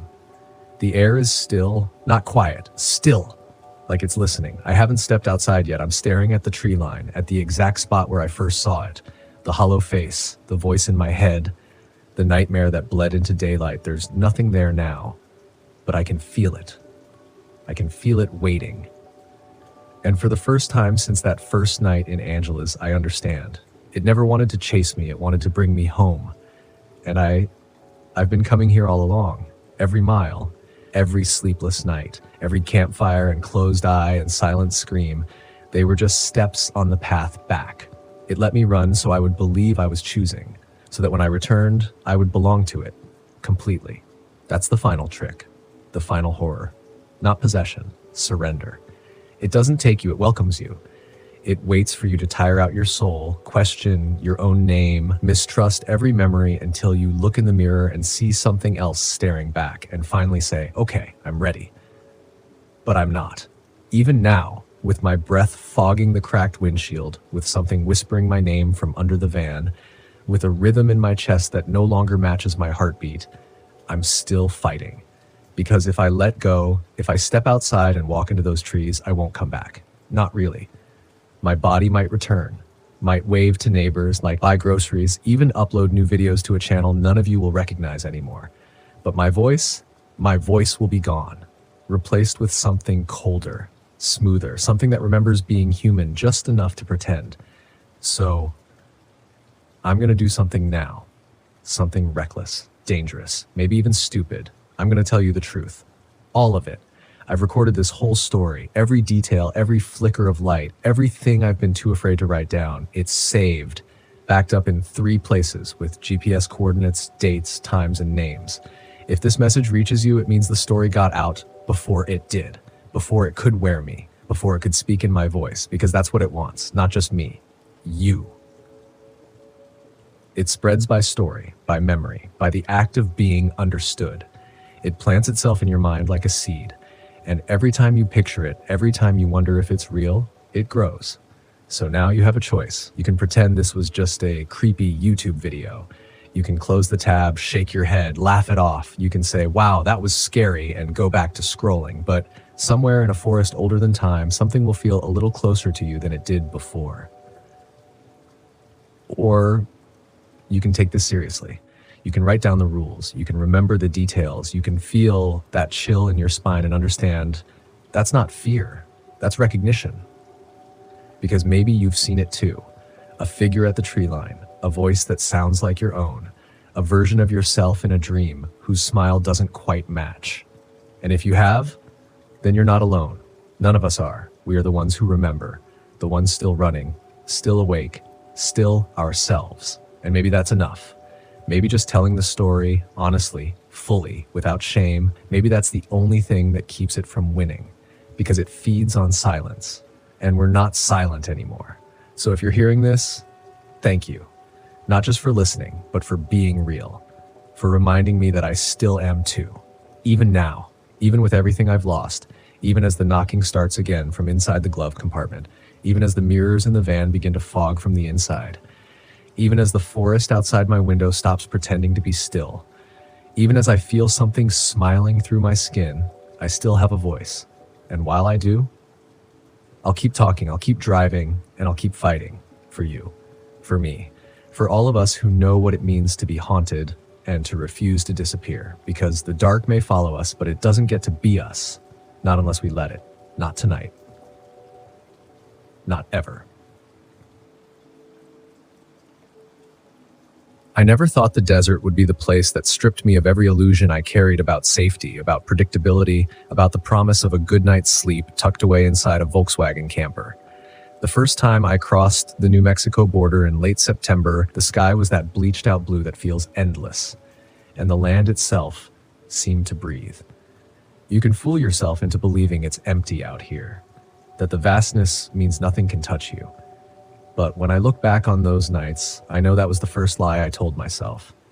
The emptiness was exactly what made it so dangerous. I'd been traveling alone since June, a 34-year-old with a divorce a year behind me, and a mounting conviction that solitude might finally bring me peace. My Volkswagen Westfalia, mint green, worn around the edges, was the one thing that still felt familiar. I named her Willa after my grandmother, who'd taught me how to camp without fear when I was a boy. Maybe that's why I didn't listen to my instincts that first evening. Willa felt like armor, and I wanted to believe she was enough. The campground was a scatter of gravel pads tucked into a hollow surrounded by high red bluffs. No name on the sign, just public access. No other rigs in sight except an old Airstream parked crooked near the far end, its aluminum siding throwing the last gold rays of sun in my direction like a signal. I pulled in anyway, too tired to care that the place felt abandoned, too eager to believe I was just lucky to find it empty. I remember thinking how quiet it was. Not peaceful quiet, hushed like something was holding its breath. I set up camp slowly, almost ritualistically. Propane stove on the tailgate, folding chair unfolded with its faded mesh sagging in the middle, water jug on the picnic table. Even in the gathering dusk, the heat radiated off the rocks in waves that made the air look alive. I cooked instant noodles, pretending I couldn't feel the discomfort collecting at the base of my neck, like the moment before a stranger reaches out to tap your shoulder. After dinner, I tried to walk it off, following a narrow footpath past the airstream and out toward a shallow arroyo. The ground there was cracked in a network of pale lines, each fissure deep enough that you could wedge your fingers inside. A black bird, a raven or a crow, sat on a dead mesquite branch, watching me. I nodded to it because sometimes in the desert you talk to the things that look back at you. But when I turned to head back, I had this sudden awareness that my footsteps weren't the only ones moving. I told myself it was an echo, just the canyon replaying my own sounds. But as I neared the airstream, I heard something shift inside, a dragging noise, followed by a soft bump like a knee knocking against a cabinet. I stopped cold.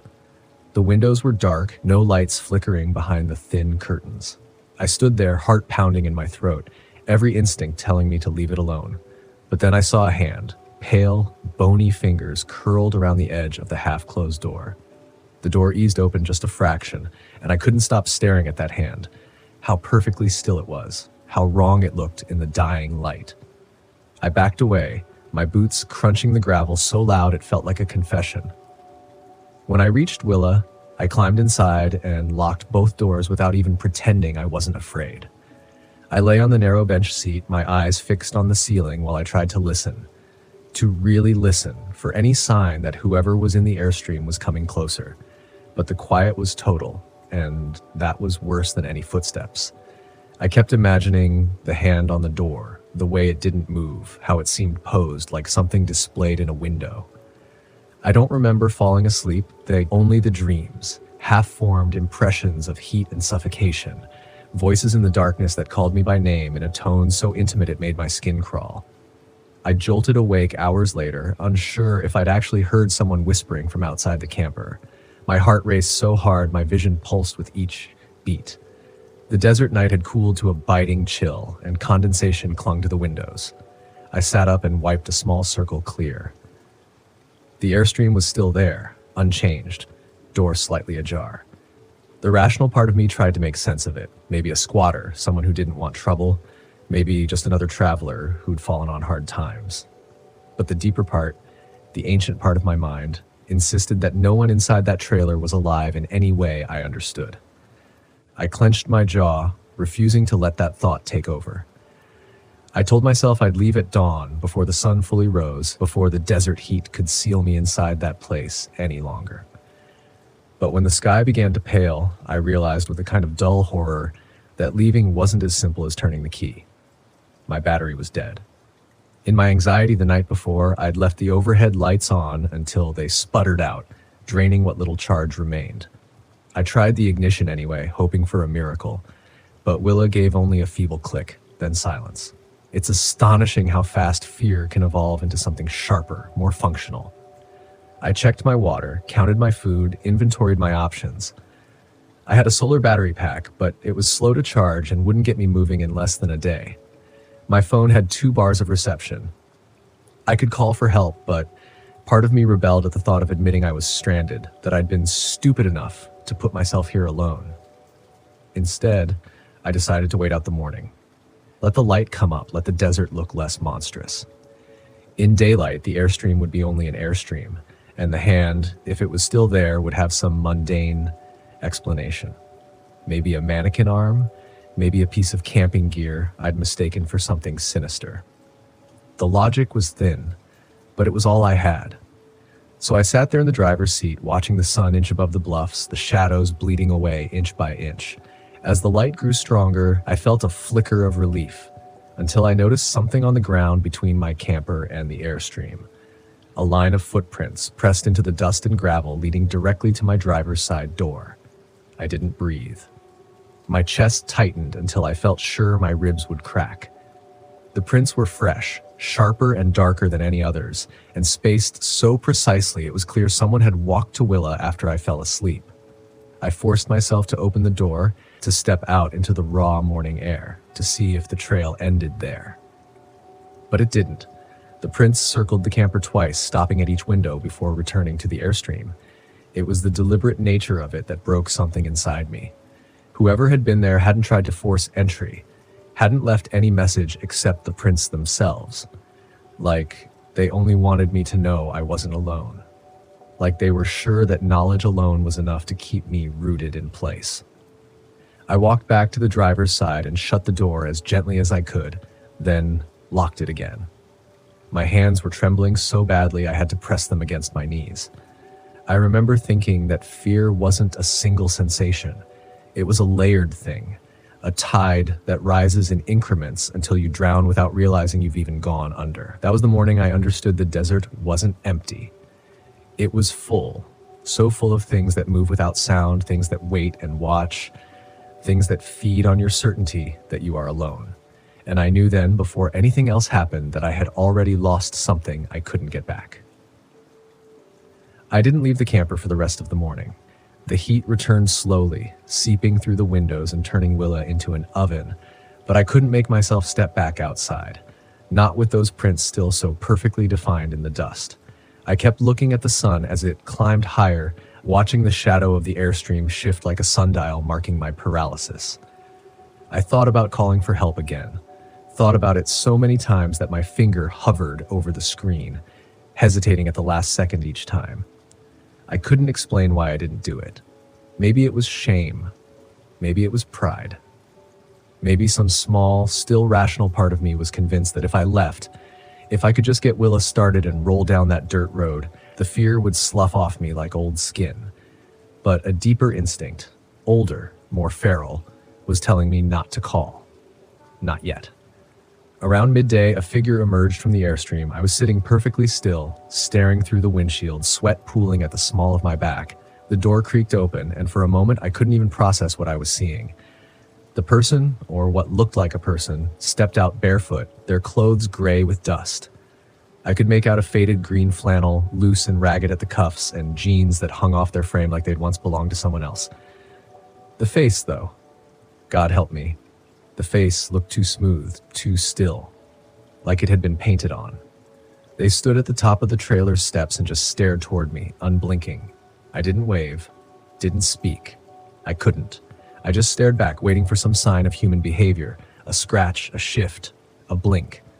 But they didn't move. The wind picked up a little, stirring sand and dry leaves between us, but they stayed rooted in place, arms at their sides, head tilted just slightly as if trying to listen for something beneath the wind. Eventually, they turned and went back inside. No rush, no hesitation, like they'd confirmed what they needed, like they knew I wasn't going anywhere. That afternoon, I opened the solar pack and dragged it out into the sun, trying to angle it just right. The battery indicator flashed red, then amber. I watched it for hours, hoping it would blink green, knowing it wouldn't, not before nightfall. I had to make a choice, stay and wait for the charge, or take my chances hiking out. The map I kept in the glove box said the closest highway was 11 miles west, a straight walk across scrub and stone. No elevation gain, no rivers or canyons. I could make it, probably, but that meant leaving Willa behind, leaving everything. And I couldn't shake the feeling that doing so would be giving something up, not just my van, but a piece of myself that had become bound to this place. I waited until the sun started to slip below the bluffs again before I made the decision. I packed a small bag, water, snacks, knife, flashlight, map, and stepped out. I didn't look toward the airstream, didn't even glance. I moved quickly, head down, feet crunching dry earth as I headed due west. My compass told me the direction. My nerves told me to keep moving. With every step, I felt the eyes on me, not just from the trailer, from the rocks, from the ridges, from the endless stretch of land that had watched people disappear long before I was born. About an hour in, the silence started to shift. You'd think the desert would stay quiet at night, but it doesn't. As the sun fades, it comes alive with whispers, real and imagined. Crickets, yes, but also something deeper, something dry and rasping, like breath on bone. I stopped to take a drink and realized I couldn't hear my own footsteps anymore. The sand was muffling everything, even my thoughts. That's when I smelled it. A sour, wet odor that didn't belong here, like mildew and copper, like something rotting beneath floorboards. I turned in a slow circle, scanning the horizon. There was nothing, just the flat, open land stretching in every direction, the sky bleeding from orange to purple. Then I saw them, shapes in the distance, too far to make out clearly, but definitely moving, at least 3, maybe 4. They weren't heading directly toward me, but they weren't veering away either. I ducked behind a rise and flattened myself against the dirt, heart hammering so loudly I thought it would echo. I watched as they passed. No sound, no lights, just silhouettes in motion. One of them stopped and turned its head. I didn't breathe. They kept walking. I stayed low until their forms disappeared into the dark. My legs ached from holding so still. My knees were coated in grit. I kept going after that, slower now, more careful, staying to the shadows where the ground dipped. But the fear was gaining on me, not the kind that comes from a moment, but the kind that builds like a storm, wind against your back, urging you faster. 2 more miles, I told myself. I'd see headlights soon, or taillights, anything. But I didn't. What I saw instead was a fire, small, controlled, flickering just ahead behind a low dune. A campsite, I thought. Someone else out here. Another traveler, maybe. Relief surged through me so fast it made my knees weak. I climbed the dune on my belly, not wanting to startle them. I wanted to call out, but something held my voice back. I needed to see first. Just see. There were 2 figures around the fire. One crouched low, tending to something in the flames. The other sat motionless on a rock, face angled toward the stars. Their posture was wrong, too still, too composed, like puppets waiting for a string to pull. I held my breath and listened. No voices. Just the crackle of firewood and the strange, soft hum of something vibrating in the air, low, steady, almost musical. The crouched figure turned, and I saw their face illuminated. It was the same face I'd seen that morning outside the Airstream. Not similar, not a twin, the same, exact, like a photograph burned into flesh. I don't remember crawling back down the hill. Don't remember the run. Only the blood in my mouth from biting my lip to keep from screaming. I ran in the direction opposite the fire until my legs gave out. I fell hard, scraping my palms, the flashlight tumbling from my bag and rolling into the darkness. I didn't go back for it. I curled against a boulder and wrapped my arms around my knees. There were no stars above me, only clouds. The wind picked up, dry and electric, and I swear I heard voices in it, not words, just the shape of them, murmurs that knew my name. And I realized something then. Something that felt like an answer I hadn't wanted to find. I wasn't lost. I was being herded. I didn't sleep that night, not even for a second. The rock I curled against was cold, too cold for the desert, like it had been hiding from the sun for centuries. I pressed my back into it anyway, trying to feel something solid, something that wouldn't shift or breathe or look back at me. The hum in the air didn't stop. It was so low it didn't seem like sound anymore. More like pressure inside my teeth, like vibration in my bones. I didn't know what time it was. The sky had gone completely dark, and even the clouds seemed unnaturally still, like they were waiting. The flashlight was still somewhere behind me in the sand, but I didn't dare move. I kept imagining the silhouettes at the fire, the way they didn't speak, the way their faces weren't just familiar, they were identical. I kept thinking, how can you be in 2 places at once? How can your face be a mask that gets passed around? The wind had shifted by then, carrying that awful smell again, wet metal and mold and something old, something dead. It got stronger the closer I got to sunrise, like the earth itself was exhaling after holding its breath all night. Around 4 a.m. I heard something that made my skin peel back inside. Footsteps. Soft, deliberate, not walking, searching. They were coming from behind me, slow and heavy, crunching the gravel with that same careful rhythm I'd heard circling my van. I held my breath so long my chest started to scream. I didn't move, didn't twitch. I focused on the wind, on the rock, on the pain in my legs from staying curled so long. But my body betrayed me, a sudden involuntary shake from exhaustion, and I knew whoever, or whatever, was there. Saw it. The footsteps stopped. I waited. The silence that followed was worse than any noise could have been. It stretched on and on like the space between lightning and thunder, except the thunder never came. Then I heard a voice. Close. A woman's voice, hoarse, whispering just behind the rock. Still in there? Not are you okay? Not are you lost? Not even can I help you? Just that strange question, like she was confirming something she already suspected, like she already knew me. I couldn't answer. I couldn't even cry. I just clenched my jaw and squeezed my arms tighter around my knees. If I made no sound, no breath, no signal, maybe she'd leave. Maybe she'd lose interest. Maybe I was nothing more than a shadow behind a stone. And then she laughed. a slow, dry sound, like someone remembering the punchline of a joke they didn't like the first time. The footsteps resumed, fading into the distance again. Not in retreat, not hurried, just wandering, like someone pacing a hallway in a home that no longer had doors. It took me an hour to move again.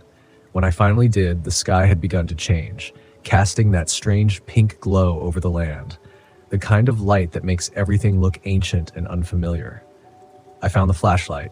Its casing was cracked, but it worked. I followed the rising sun, using the light only when I had to. My body ached with every step.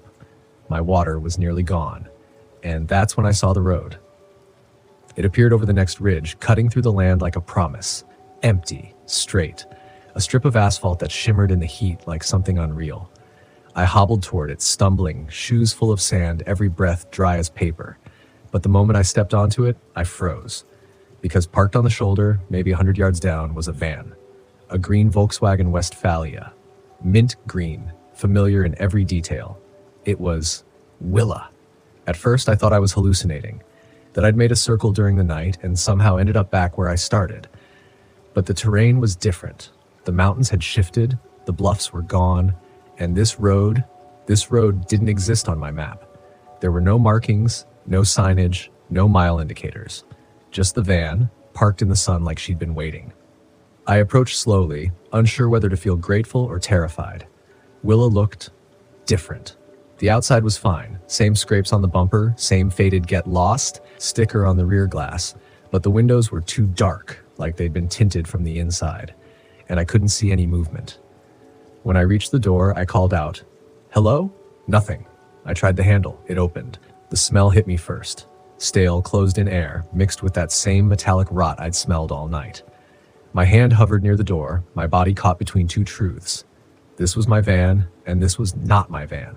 Inside, the bed was still made, my sleeping bag, my pillow, a cup of instant noodles still sitting in the cup holder, long dried into a hard yellow curl, my boots under the table, and on the driver's seat, a photograph.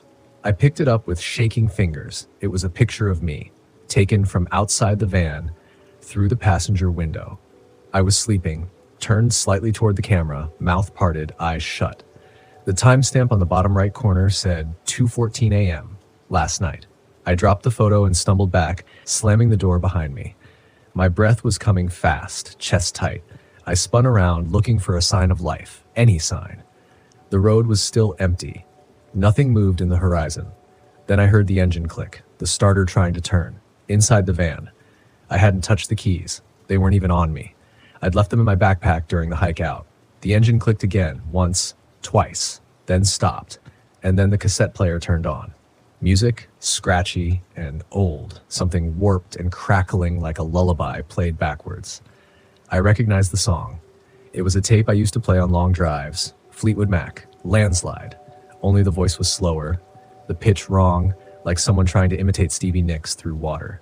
I backed away from the van slowly. Every inch of my body screamed to run, to bolt into the wilderness, to get away from whatever had taken hold of Willa. But then something else happened. The passenger door opened, just opened. No sound, no motion, just the slow creak of a door easing toward me like an invitation. And behind it, seated in the passenger seat, was me. Not exactly me, but a version of me. Sunburned, cracked lips, eyes staring ahead without seeing. Pale, too pale. Like whatever had worn my face hadn't figured out how to animate it fully. My double didn't turn to look at me, it just sat there, humming along to the broken music, hands resting still on its knees. I stepped back onto the road, my legs felt like someone else's. I couldn't feel my feet anymore. And in that moment, I understood. This place didn't want to kill me. It wanted to replace me. The thing that wore my face didn't blink, didn't speak. It just sat there, humming along to that warped version of a song I used to love. Once. A lifetime ago, maybe. Before the desert. Before this. The passenger door stayed open, swinging slightly in the breeze. The figure in my seat never moved. And yet, I felt something radiating from it. Not heat, not cold. Something else. A pull. Like gravity, but personal. Emotional, familiar. It felt like someone whispering a memory directly into my spinal cord. Something comforting that twisted, turned, rotted by the time it reached the surface of my mind. I took another step back, and the song on the cassette player began to skip. Just one word, again and again. Slide, slide, slide. The hum in the air rose, barely perceptible but sharp now. Tuning fork sharp, it made my teeth hurt, and then the thing turned its head. Just enough that I could see its eyes. Not wrong exactly, not monster's eyes. They were mine. They were mine, but empty, like someone had copied the iris, the pupil, the blood vessels, but hadn't filled it with anything behind them. No spark, no self, like I was being erased from the inside out. I ran. I don't remember deciding. 1 second I was frozen in the middle of the road. The next my legs were burning again, driving me forward, pounding the pavement, lungs rasping dry air. I didn't look back. I heard the van's engine cough once more. Then silence, like whatever was inside had decided not to give chase. Not yet. I don't know how long I ran. Long enough for the sun to be nearly overhead, long enough for my body to start feeling less like flesh and more like instinct, long enough for my thoughts to thin into survival. Eventually, the road ended. Just ended. No warning. 1 second there was cracked asphalt beneath me, the next I was stumbling into soft sand. The road didn't taper off or fade, it just stopped, like it had never existed. And standing right there at the edge of where the road should have continued was a sign, wooden, weather-worn. Burned into it with what looked like a soldering iron were the words, "No return beyond this point." Nothing else. Not no trespassing. Not private property. Not danger. Just that. No return. I stood there doubled over, hands on my knees, wheezing like I'd never learned how to breathe properly. I couldn't decide if the sign was meant as a warning or a welcome, and then I heard the sound again. Not the humming this time. Knocking. Far off. Repeating. Not rhythmical like a person. More like something mimicking rhythm. Practicing it. 4 knocks. Pause. 3 knocks. Pause. 5 knocks. Like it was trying different combinations to see what felt most human. I turned slowly, scanning the desert behind me. It wasn't the van this time. It was something walking. At first I couldn't see it. Just the shape moving through the heat haze. No details. No limbs. Just a distortion in the air, like something burned itself into the fabric of the land and was now dragging its shadow behind it. Coming closer. I turned and ran again. Sand this time, deep and loose, pulling at my feet like it wanted to hold me down. I didn't know where I was going. There were no more roads, no trails, no signs. Just desert and the knocking getting louder. I must have blacked out, maybe from dehydration, maybe fear. I woke up curled beneath a brittle bush, my lips cracked, tongue swollen. The sun was angrier now, beating down on me with something more than heat. I felt peeled open, like the desert had reached inside my head and was rummaging through my thoughts, looking for something familiar to use against me. And it found it. The voice I heard next was my brother's. Soft, close. "Em, you okay?" His voice, from when we were kids. 8, maybe 9 years old. I remembered that exact tone. It was the night we got lost in the woods behind our cousin's farm. The moment he realized we might not find our way back. The exact shape of the words, the panic just beneath his calm. I knew it wasn't real. I knew. But I still turned toward the voice, and I saw him. Standing beneath a dead Joshua tree, in the same striped shirt he wore that day. Same cowlick, same scraped knees, but his eyes, too big, too eager. He smiled and lifted a hand. "Come on," he said, like this was all a game we were about to win. I didn't speak. I stood up slowly, knees trembling, and started to back away. "Emily," he said, sharper now. "We have to go." It knew my name, my real name. I hadn't spoken it since I arrived in the desert, hadn't told a soul. He took a step forward, and another. I turned and sprinted. Again. No thought. Just movement. Behind me, the voice changed. It deepened, distorted. It slithered. From brother to mother to an old lover to someone I hadn't thought about in a decade, all wearing the same face, warping the same words. "Don't leave me here." I ran until I reached a dry wash, a gash in the desert floor about 10 feet down, lined with cracked mud and bleached bones. Animal, I think. I slid into it without thinking, using the gully walls for cover. I crouched there, fingers clawing into the baked clay, trying to slow my breath. Above me I heard footsteps again, slower this time. Curious, like someone walking barefoot on broken glass but not minding the pain. Then silence. Long. Total. I stayed curled in that wash for hours. Long after the sun began to drop. Long after my body stopped shaking. And in the quiet, I thought about what this desert was. It wasn't cursed. It wasn't haunted. It was hungry. Not for blood. Not for pain. It wanted identity. memory. It was a place that didn't care what you brought. It just wanted to wear your skin, try on your voice, taste the life inside you, and decide whether to keep it or spit it back out. Eventually, I moved. I don't know what time it was or what pushed me to climb back out of the wash. The wind had died, the light was fading, the land looked tired. That's when I saw it. Another van. Not mine. Red. Older. Parked just beyond the next ridge. Its back doors swung open. I approached slowly, too far gone for caution. I needed water, shade, proof that something real still existed. Inside was a man, slumped over the steering wheel, dead for days, maybe longer. His face, it was mine, but aged, weathered, like a version of me from the future that never got away. I reached in, hand trembling, and closed the door. And in the dust on the driver's window, someone had drawn a symbol. Circular, twisting inward like a snake eating its own tail. Beneath it, 3 words, "You're already here." I backed away from that van like it might breathe. That red shell of a thing, dust-covered, heat-warped, just sat there under the falling sun, patient and indifferent, like the desert itself. The corpse in the seat, the version of me that could have been me, eyes dry and half-lidded, mouth open like the soul had been pulled out slowly, was slumped like it had never meant to die, only fade. But that message on the window, "You're already here." I wiped it away with my sleeve like that would make it less true, like it would undo whatever had set this whole thing in motion. And then I felt it again. The shift. Like gravity had changed direction, like the weight of the land had rotated just a few degrees off its axis.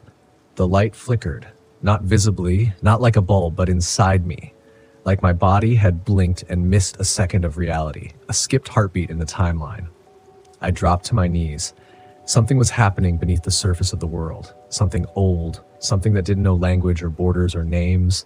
The desert didn't see me as a person. It saw me as a shape to be swallowed. And that's when the air shifted again. Cooler now, crisp, and impossibly, unbelievably, I heard the sputter of an engine. Not the red van, not the impossible green Willa doppelganger. Willa. The real one. I know it sounds insane. How could I know? How could I tell one van from another when this place had already mimicked my memories, my voice, my very face? But I knew. Some part of me, deep beneath the static and the heat stroke and the fear, recognized something in the rhythm of the engine. A cough in the timing belt I hadn't fixed yet. The slight rattle in the passenger side sliding door. It was her, and she was close. I scrambled up the ridge using both hands, bleeding from the dry, sharp sandstone that broke under my grip. I crested the hill just as the last pink light began to bleed into indigo. And there she was. Parked beside a battered saguaro cactus, passenger door wide open, music off, no figures inside. Willa. Real Willa. I sobbed. Not tears of joy, tears of release. Like the scream I'd been holding in for 1,000 years finally cracked its way out. I stumbled forward, every part of me ready to collapse into her arms. But I stopped short, because in the dust in front of the van, there were footprints. One set, barefoot, long and narrow. They circled the vehicle 3 times and then disappeared into nothing. Not the road, not the brush, just vanished. I looked around. Nothing but desert silence, the kind of silence that makes your ears ring. Then I climbed into the van. It smelled like home. Sage, old coffee, vinyl warmed by the sun. I checked the cabinets. My supplies were untouched. The journal I kept beside my bed was still there. The Polaroid of my brother and me clipped to the visor was still smiling down. This was her. No doppelganger, no trap. I shut the door, locked it, sat behind the wheel and turned the key. She started on the first try, and as the engine growled to life, I looked at myself in the mirror. I had changed, sunburned, gaunt, eyes too wide, lips cracked, but something deeper. I didn't look scared anymore. I looked hollow. I backed out slowly, turning onto a dirt trail I hadn't seen before. It led west, or maybe it didn't. The stars had already started to emerge, and directions here felt like illusions anyway. But the farther I drove, the more the desert began to fade behind me. The sky deepened. The air cooled. I passed a coyote on the side of the road that didn't move as I drove by. Just stared. It didn't blink. I drove until the gas needle dropped to a quarter tank. Then I pulled over and parked on a flat ridge overlooking a dead riverbed. No sound. No motion. Only stillness. And that's when I opened the glove box and found the second Polaroid. I hadn't put it there. It was me again. But this time I was standing here, beside this ridge, looking directly into the camera, one hand raised in a wave, the other resting on Willa's hood. The same clothes I wore now. Same angle of the sun. But in the photo, there was something in the background, a shadow, just over my shoulder. Too long, too thin. I don't remember posing for that photo. I don't remember being watched. I don't remember waving. But the timestamp on the photo was exactly 5 minutes in the future. 5 minutes from now. I dropped the picture and stared out the window, and there it was, the shadow, moving along the ridge just beyond the curve of Willa's headlights. Too long, too thin. I didn't move. I couldn't. The photo lay face up on the dashboard, timestamp still staring at me like a countdown I hadn't agreed to. And the shadow, it stood still now, just outside the reach of the headlights, unmoving, unblinking, shaped like a man only in the way fire is shaped like a pattern. It looked real, until it moved, until you stared too long and realized this thing didn't follow the laws we do. Its joints bent the wrong way, its head tilted like it didn't understand weight. And every second I looked at it, I felt something, some part of me, being copied, recorded, filed away, like it wasn't interested in hurting me, but cataloging me, learning how to become me. I killed the headlights. Total dark, only moonlight now, silver and soft, bathing the desert floor in a calm it didn't deserve. And still, I could feel it out there, watching, waiting. Then came the noise again, soft, so soft it might have been imagined. That rhythmic knock, knock, knock, closer this time. No echo, no source.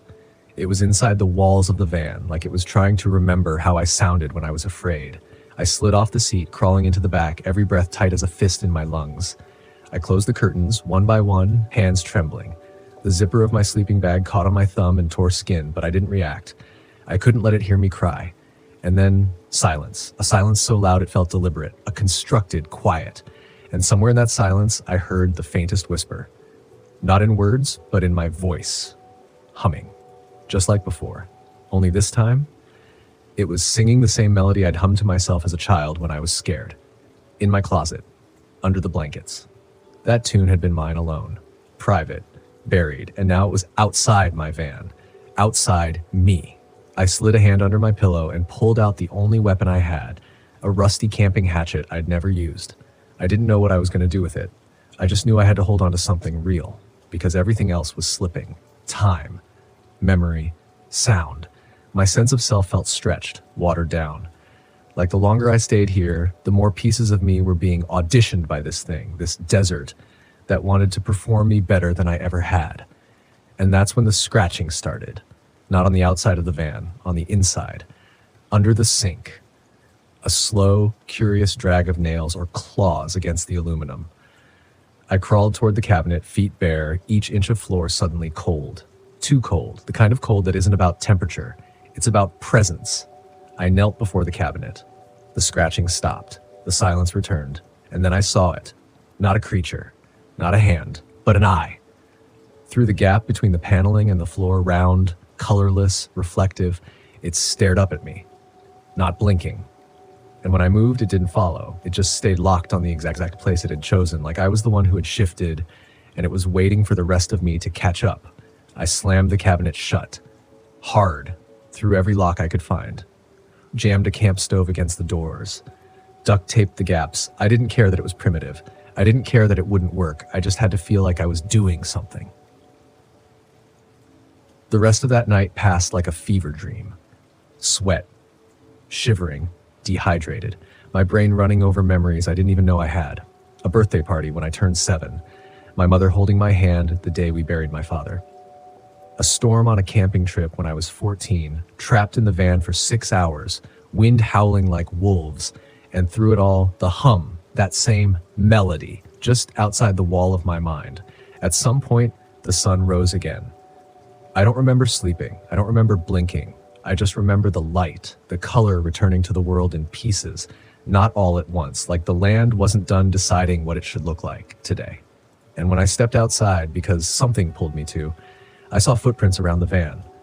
Hundreds of them, some human, some not, some barefoot, some split down the center like hooves shattered and turned inside out, but they were all going in the same direction, west. Like they were following something, or chasing it. And somehow I knew if I followed them, I'd find the source, the center. The truth I hadn't wanted to face since the day I turned the ignition and drove Willa into this cursed place. I packed fast, didn't eat, didn't drink, just moved. I followed those prints across a red sandstone basin, past a rusted windmill, and into a canyon that looked like it had been carved by screams. The rock walls narrowed as I descended. The air changed, and the deeper I went, the more I felt like I was crawling backward into my own origin. Every voice I'd ever heard echoed faintly through the canyon. My teachers, my exes, my childhood friends, myself, all speaking half-truths I'd long since buried, all with my inflection. This place wasn't mimicking me, it was recording me, compiling me. And as I turned the last bend in the canyon, I saw what it had built. A camp, empty. 10 Volkswagen vans, different colors, different models, some with plates from the 70s, some from last year, all arranged in a perfect circle. And in the center, a mirror, cracked, 7 feet tall, mounted on a rusted pole. I walked toward it, hand numb, vision tunneling. The air was thick now, not heavy, personal, like walking into your own diary. I stood before the mirror, heart ready to tear itself free, and I looked at myself, but it wasn't me. It was complete, polished. The version of me this place had pieced together, a better smile, more confident, colder, and behind its eyes, nothing, no pain, no conflict, just imitation. And the second I recognized that, it smiled wider and raised a hand to the glass, mimicking me before I even moved. That's when I understood. It wasn't trying to scare me. It was trying to replace me. I didn't move. The reflection in the mirror did. It tilted its head before I even thought of tilting mine. It raised an eyebrow I hadn't planned to raise. It smiled with teeth I no longer recognized as mine. And that's when it started speaking. Without sound, mouth-forming words I couldn't hear, only feel, deep in my gut where dread and memory overlap.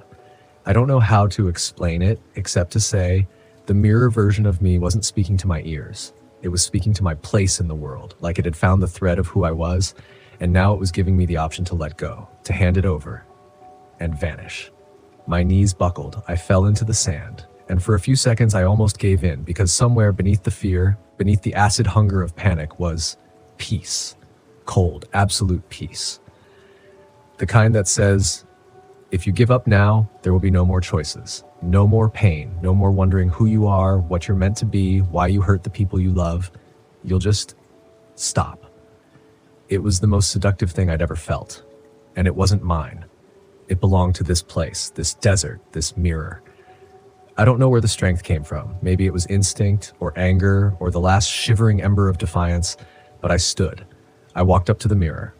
My reflection leaned in too, mimicking me perfectly, down to the micro expressions, the twitch in my jaw when I lie, the way I press my tongue to my molars when I'm trying not to cry.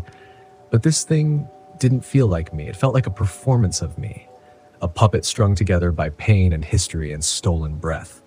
And as I stood inches from the glass, watching my reflection breathe before I did, I whispered the one thing I hadn't dared to say since I entered this place.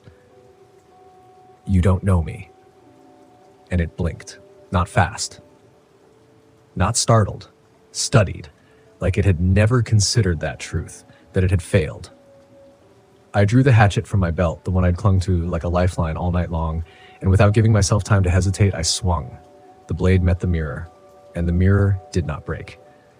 The reflection didn't flinch, it smiled wider and whispered something I couldn't hear but felt in the bones of my face.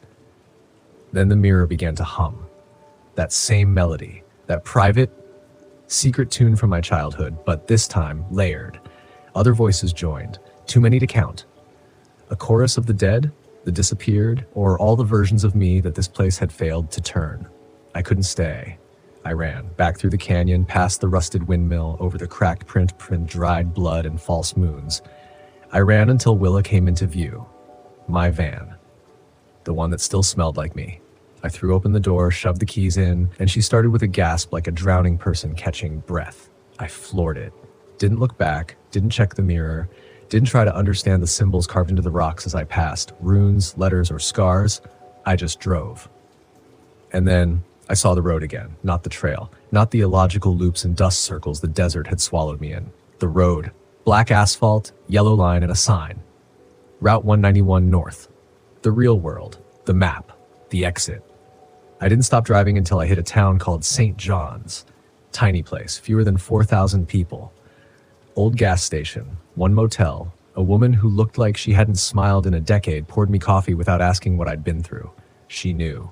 This wasn't the first time someone had crawled out of the desert, not entirely themselves. I slept 20 hours in room 4 of the Desert Dove Motel. When I woke up, the sky was pale blue and the air smelled of cedar. And I felt whole, almost. But I've never been the same, because now I know the desert has eyes. It has teeth. It doesn't just bury bodies, it absorbs identities. And if you camp long enough, if you wander far enough into those red hills and canyons with your van and your dreams and your past, the desert will ask to borrow you, piece by piece. It won't kill you right away. It'll learn you first, try you on. And if you're not strong enough to resist, you won't die. You'll just become part of the archive. Another version, another voice in the hum. A few weeks after I got back, I checked the photos on my camera. Most were there. The sunsets, the campfires, the lonely highways, but in the middle of the reel, exactly halfway, was a photo I never took. A picture of me, standing at the circle of vans, facing the mirror, one hand on the glass, mouth open in song, and behind me, that long, thin shadow, closer than before, reaching. I deleted the photo, or at least I tried. I hit the button, watched the screen flash, delete. Yes. Deleting, error. I tried again. Same process, same failure. And then the screen flickered. For just a moment, less than a heartbeat, the camera's display showed me something else. Not the picture, not the menu, my face. But not as it is now. The other one, the one I saw in the mirror, the one the desert made. It didn't blink, it didn't move. But the expression on its face wasn't hatred. It wasn't even satisfaction. It was curiosity, like it was still waiting to see what I would do. Still studying me, even now, even outside. That was 3 months ago. Since then, I've driven more than 3,000 miles all across the country, slept in villa under the redwoods along empty coastlines, and in rain-heavy forests where the scent of pine overwhelms memory. I've kept moving. Everywhere I go, I meet people like me. Van lifers, drifters, wanderers in Volkswagen shells chasing freedom or silence or something they lost before they were old enough to name it. Some are young and wild, their dashboards cluttered with incense and guitar picks. Others are quiet, reserved, eyes too old for their faces. And every now and then one of them looks at me a little too long. Just stares, like they're trying to remember if they've seen me before, like they're waiting for me to do something. Or maybe like they recognize me. Not me, exactly, but a version of me. And I recognize them too. A flicker of my own voice in their laugh, a familiar melody humming under their breath when they think no one's listening.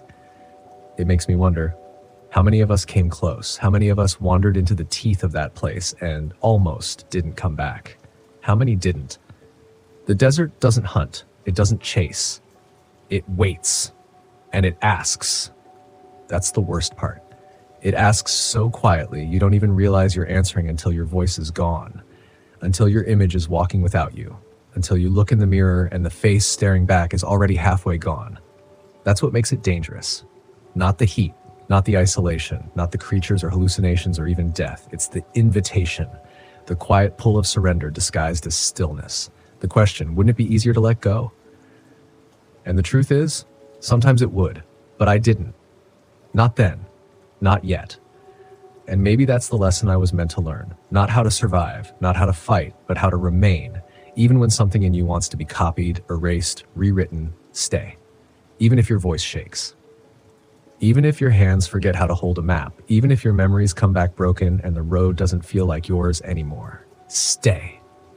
Because there is nothing in that canyon of glass and dead vans and mirrored selves that can replace the real thing. The cracked, terrified, longing, honest you. The one who hums that tune to remember what it felt like to be safe. So I keep Willa close. I check the cabinets every night. I sleep with my hatchet beside the bed, not because I expect to fight, but because it reminds me what I'm capable of choosing. I check the mirrors, always, because if I ever see it again, that other me, I need to know. I need to be ready. And if the humming returns, if the road starts to loop, or the horizon forgets how to rise, or the sky turns that wrong kind of red again, I'll drive. Not away, but through. Because now I understand. The desert didn't want to kill me. It wanted to teach me something. The only question is whether I had the strength to learn it. And maybe you do too. So if you're planning to camp out there, really camp deep into the places that feel forgotten, just promise me this. When the night gets quiet, when the air turns cold for no reason, when the fire flickers and you think you hear your own voice humming from the other side of the trees, don't answer, don't move. And whatever you do, don't look in the mirror. Because if you do, and the version you see blinks before you do, then it's already too late.